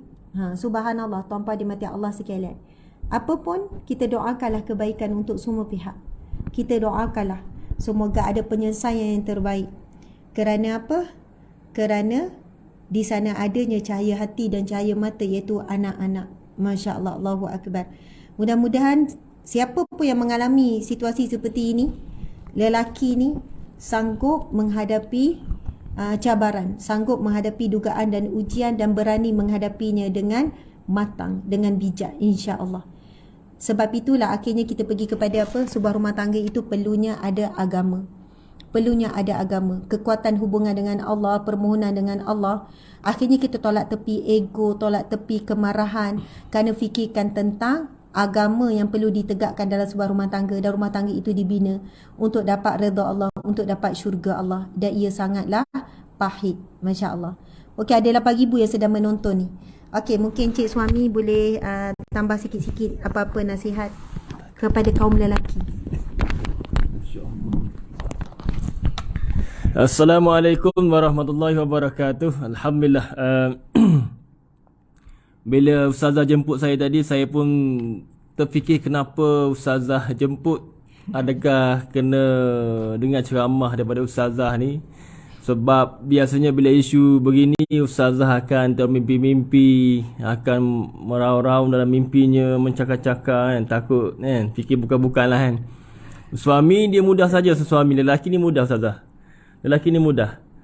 Dia baca berita, okey, Alhamdulillah, macam tu lah. Boleh lupa. Syukur, biasalah. Tak, berita tu Alhamdulillah. Alhamdulillah, jodoh dia lah. Jodoh dia macam tu. Yang macam tu lah, respon cara lelaki lah, lelaki. Ya, ya. Tapi perempuan ni dia baca berita tu, dia pun telefon suami dia ke, tak apa, dia tunggu balik kerja, dia abang, siap abang. Dia ceramah suami. Tiba-tiba suami pun heran, kenapa tiba-tiba dia kena ceramah, tiba-tiba emosi isterinya berbeza pada petang ni. Walaupun penat, dia boleh ceramah lagi kan, sejam 2 jam. Abang. Tak faham suami. Ustazah diam sekejap. Ustazah diam. Ada Ustazah dah panjang dah tadi. Tak. Bila Encik sebut, Encik masukkan berita tu, ucap Alhamdulillah. Yalah, macam mana jodoh dia lah. Yelah. Kita lelaki ni setengah lelaki lah. Mana-mana tidak terlalu fikir lah, terlalu dah okey sebab tengok bola malam tu Malaysia menang, dia pun terus lupa apa semuanya. Ia jadi heboh bukan pasal jodoh tu. Kita semua alhamdulillah di atas jodoh orang. Isunya adalah pada cara. Pada cara lah. Jadi cara tu pandangan Encik? Caranya macam ni Ustazah. Sebab benda tu benda yang dilakukan di luar pengetahuan yang pertama. Jadi benda tu adalah tidak tepat lah. Sepatutnya bab-bab yang benda bagus, benda bahagia ni, dulu kalau bahagia bersama, kenapa tidak membahagikan semua? Maksudnya adalah kenapa harus melukakan? Kenapa harus melukakan lah? Maknanya jadi isunya bukan pasal kahwin tu. Kahwin semua alhamdulillah. Kalau kita tahu orang kahwin, orang bernikah, orang berumah tangga, bertemu jodoh, memang alhamdulillah. Memang ucapan tahniah. Cuma bagaimana dengan cara tu, kita tak boleh membiasakan masyarakat kita, umat Islam sendiri.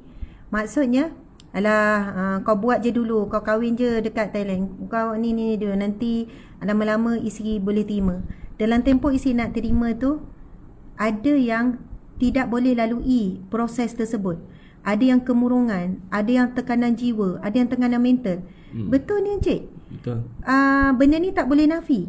Ada yang sampai anak jadi mangsa. Betul. Maksudnya, sebab kes saya dulu, kalau saya tengok, bukan semua orang dia boleh, kita tak boleh kata ni kuat iman ni, tak boleh redha, tak boleh terima ni. Lepas tu saya tengok ada yang datang kemurungan, cubaan bunuh diri. Lepas tu anak-anak terabai, anak jadi mangsa pukul ibu sebab ibu tertekan. Sebab itulah dalam buat perkara baik dengan cara yang baik. Betul. Dan isu yang sedang viral ni, tuan-puan sekalian, dia memberikan pengajaran. Kalau kita fikir, ada banyak cerita macam ni. Bukan keluarga ni je. Ada banyaklah kisah macam ni, terlalu banyak dan common. Tapi kenapa keluarga ini Allah buka cerita dan aibnya tersebar sampai begini? Untuk kita dapat pengajaran. Untuk kita dapat manfaat. Untuk kita dapat sesuatu, ambil iktibar. Betul. Ambil iktibar. Maksudnya, kita bukannya nak menambah, jangan mengeji, menghina siapa-siapa, walaupun isi yang kedua. Memang kita tidak boleh respon dengan akhlak yang buruk, tidak. Tapi kita ambil iktibar. Kita ambil iktibar. Ya, kita ada situasi bila perkara yang baik, sesuatu yang sesuatu yang baik itu mesti cara yang baik. Matlamat tidak menghalalkan cara. Betul kan Cik? Betul. Matlamat tidak menghalalkan cara. Betul. Okey. Takut saya nak bercakap.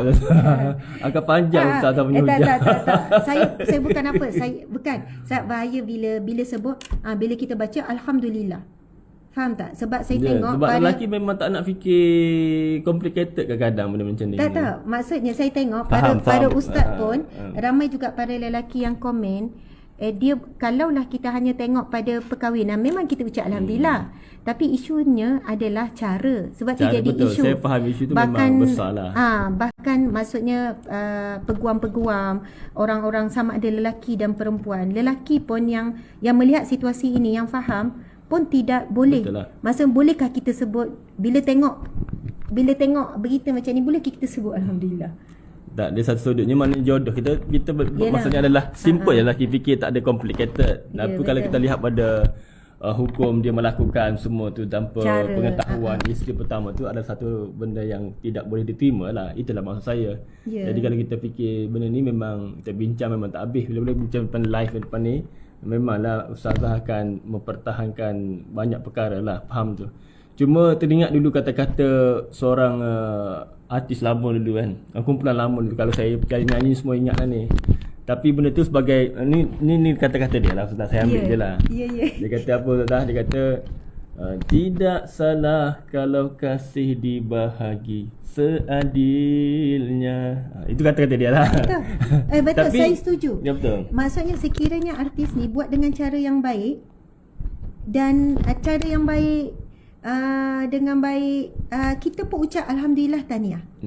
Kan kita ada beberapa orang artis yang bernikah dengan cara yang baik. Betul. Contoh siapa tu yang Ashraf. Dan ada lagi beberapa artis yang buat dengan cara yang baik, dengan mula-mula mungkin nampak ada masalah, lepas tu baik.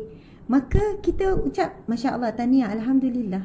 Cuma satu keadaan bagaimana kita kena faham adalah kesusahan, kesulitan di awal perkahwinan pasangan itu dilalui dengan cukup mencabar, dengan kesusahan, dengan dulu bermotor sahaja ataupun berbasikal sahaja, kemudian bermotor, kemudian berkereta Ustazah, kemudian bervan, kemudian berkembang dah berjaya hidup mereka, dah kurang cabaran, banyak senang. Tiba-tiba hadir orang baru dalam hidup mereka, itu yang menjadi satu kesusahan untuk menerima tu.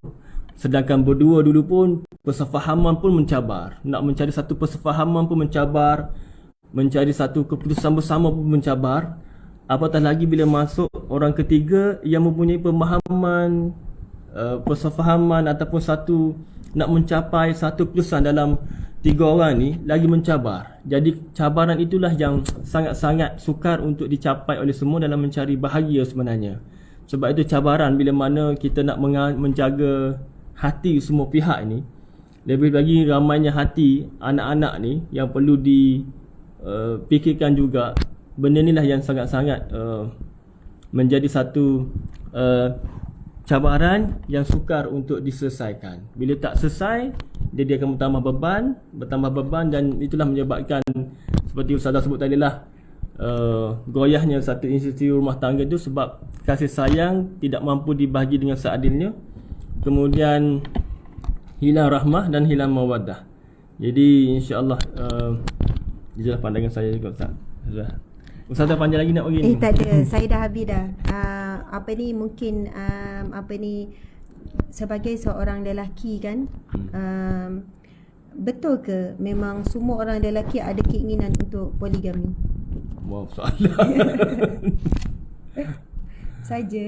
Adakah sebab orang sebut macam tu kan? Orang lelaki mesti ada tak apalah jujur tak jujur sangat apa maksudnya. Sebab ada setengah lelaki kata tidak, sebab dia memang fikir untuk nikah, untuk bina rumah tangga, nak fokus pada anak-anak, ada banyak beban yang berat. Ada yang rasa macam beban berat itu dikongsi ramai-ramai. Betul. Encik boleh memilih untuk jawab atau tidak? Jawapan saya adalah jawapan saya. Sebenarnya saya ni, saya mewakili diri saya lah. Janganlah mewakili diri encik. Tak mewakili diri lelaki lain lah. InsyaAllah takutnya jangan mewakili diri encik. Tak, dia sebenarnya kita dalam menjawab soalan tu kita kena melihat kepada keperluan. Adakah benda tu menjadi satu keperluan kepada kita, ataupun dengan keadaan sekarang ni kita rasa dah cukup dengan apa yang kita nak dalam sebuah rumah tangga. Kasih sayang, kita nak mawaddah, kita nak menekan cinta, kita nak melahirkan zuriat yang ramai. Semua telah kita ada. Ditambah lagi dengan kesibukan-kesibukan yang kita ada sekarang ini, kita fikir bahawasanya tak adalah masa nak fikir pasal tu. Okay, mungkin kerana kita dah ada semua dah. Jadi kalau kita rasa kita mampu dengan keadaan sekarang, kita rasa cukup dengan keadaan sekarang, mungkin kita tidak berfikir untuk ke arah tu lah. Ini jawapan selamat dalam live ni lah. Subhanallah, Allahu Akbar. Jadi nasihat kita kepada masyarakat dalam apa jua isu yang sedang berlaku ataupun akan datang ada lagi kisah-kisah macam ni, sepatutnya kita respon apa? Kalau kita tengok kan sekarang ni maki hamun lah, hina menghina lah, turun itu turun ni lah, macam-macam. Sepatutnya sebab viral cerita macam ni dia sentiasa ada. Lepas habis cerita rumah tangga orang ni pula, lepas tu gini, perasan tak? Jadi masa tu masyarakat ada yang tidak sedar dia melakukan dosa. dengan mengeji, menghina, menokok tambah, Betul. Peli sebagainya. peli, bergaduh, tak kena pun bergaduh sebab sebab isu-isu macam ni. So sepatutnya kita sebagai masyarakat, apa yang patut kita respon? Dalam keadaan macam ni, saya rasa bagi yang komen-komen yang, sebab kita kena faham juga Ustaz, apa yang kita buat tu sama ada dosa atau pahala, dua tu je Ustaz. Kalau faham benda ni, dia akan rasa berkira-kira, dia fikir kalau komen ini boleh mengundang rasa tidak senang pada orang, confirm dia akan dapat dosa. Dia keji ke, confirm dapat dosa. Kalau dia rasa semoga dipermudahkan ke, doa dipermudahkan ke, insya-Allah dapat pahala.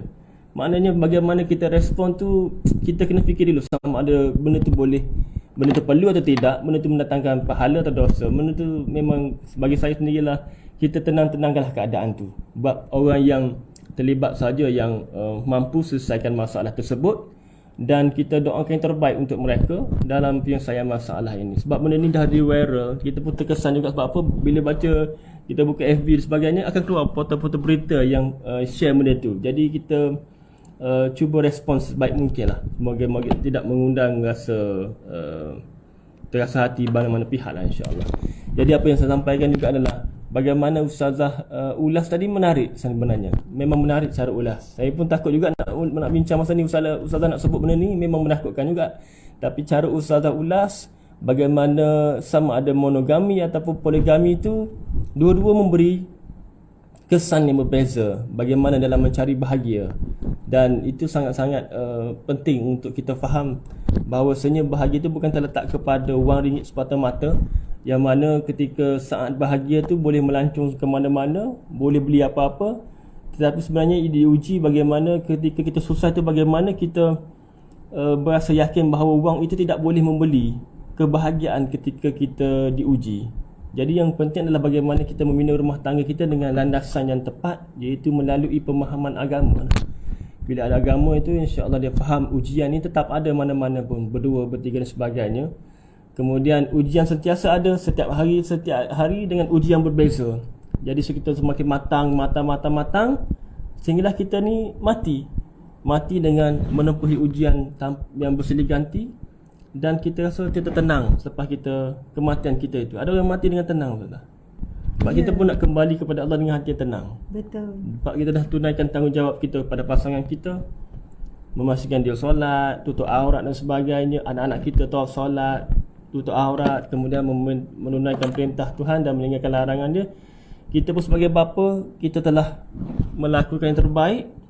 Kemudian bukan kita yakinlah kita boleh kembali tenang, tapi sekurang-kurangnya kita dah buat yang terbaik, insya-Allah. Itulah rasa tanggungjawab, dah lepas semua, itulah ketenangan kembalinya yang terbaik bila mana kita kembali kepada Allah Subhanahu Wa Taala. Tanggungjawab tu banyak, bertambah zuriat kita, bertambah tanggungjawab kita, bertambah lagi kita punya beban di akhirat kelak. Nah, di dunia ni memang seronok, tak fikir apa-apa. Bila di akhirat kelak, semua jadi beban kepada kita. Dan orang yang kita komen tu pun akan jadi beban kepada kita. Orang yang kita kata keji dan sebagainya pun akan jadi beban kepada kita. Banyak beban kita nak bawa ke akhirat ni. Kita tambah beban yang tak sepatutnya kadang-kadang. Betul. Jadi kita pun barulah terkejut, ya Allah, banyaknya orang-orang yang kita sakiti dulu. Banyaknya kita terkejut juga, mungkin orang yang kita tolong dulu yang menjadi saham pula kepada kita bila mana kita esok-esok mati, dan kita lihat semua benda tu nanti. Masya Allah, terbaik.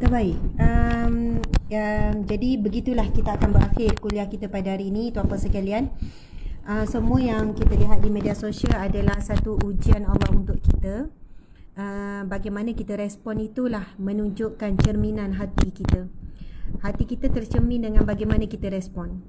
Jadi bila kita tengok ni, lepas tu seronok orang troll, seronok orang peli, seronok orang buat status, seronok orang ni, adakah hati kita turut seronok? Contoh kalau kita komen orang tersebut, kita tambah komen kita ni, memang orang tu tak tahu. Orang tu tak tahu pun kita hina dia, kita keji, kita maki, kan? Orang tu tak tahu. Tetapi semua ini akan tahu bila di mahsyar kelak. Semua itu dicatat oleh Allah Subhanahu Wa Taala, ada bahagian-bahagiannya. Jadi sukarnya nak jaga hati akhir zaman ni tuan-puan sekalian. Apa pun lah isu viral, isu rumah tangga ke, isu yang kita suka tak suka ke, isu politik ke, isu apa pun, pertama tahanlah dulu lidah kita, tahanlah dulu jari kita untuk menulis. Kalau tulis yang baik silakan. Tulis yang baik, alhamdulillah, silakan sebarkan kebaikan.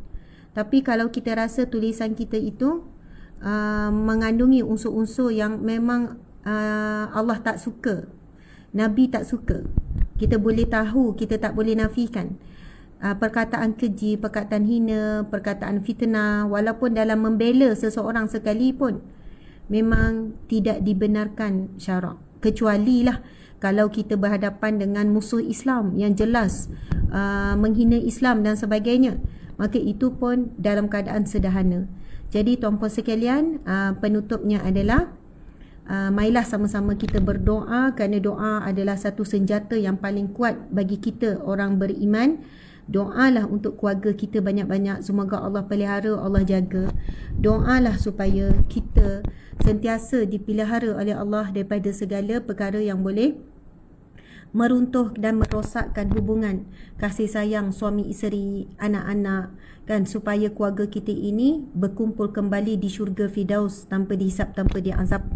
Dan doakanlah juga untuk rumah tangga orang lain. Itulah yang lebih baik sebenarnya.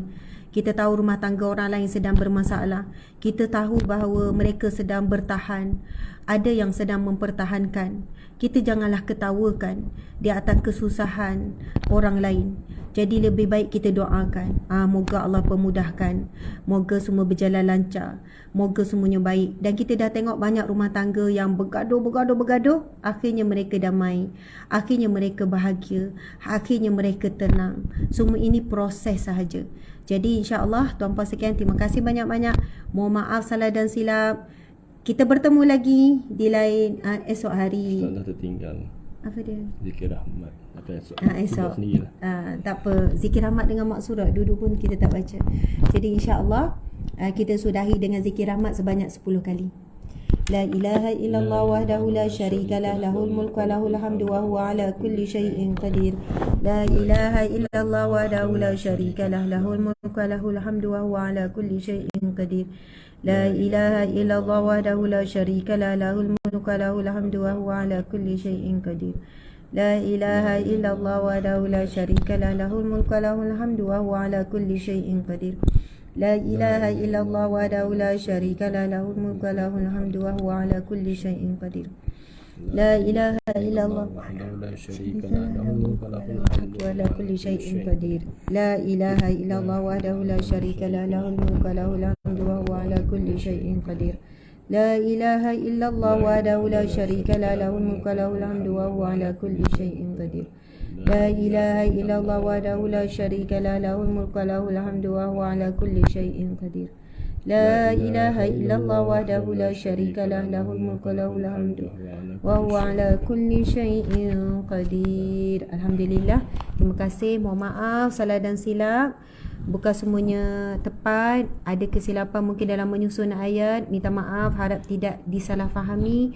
Mudah-mudahan yang baik diambil, yang buruk dibuang. Janganlah dipanjang-panjangkan kalau ada keburukan dan ada kesilapan.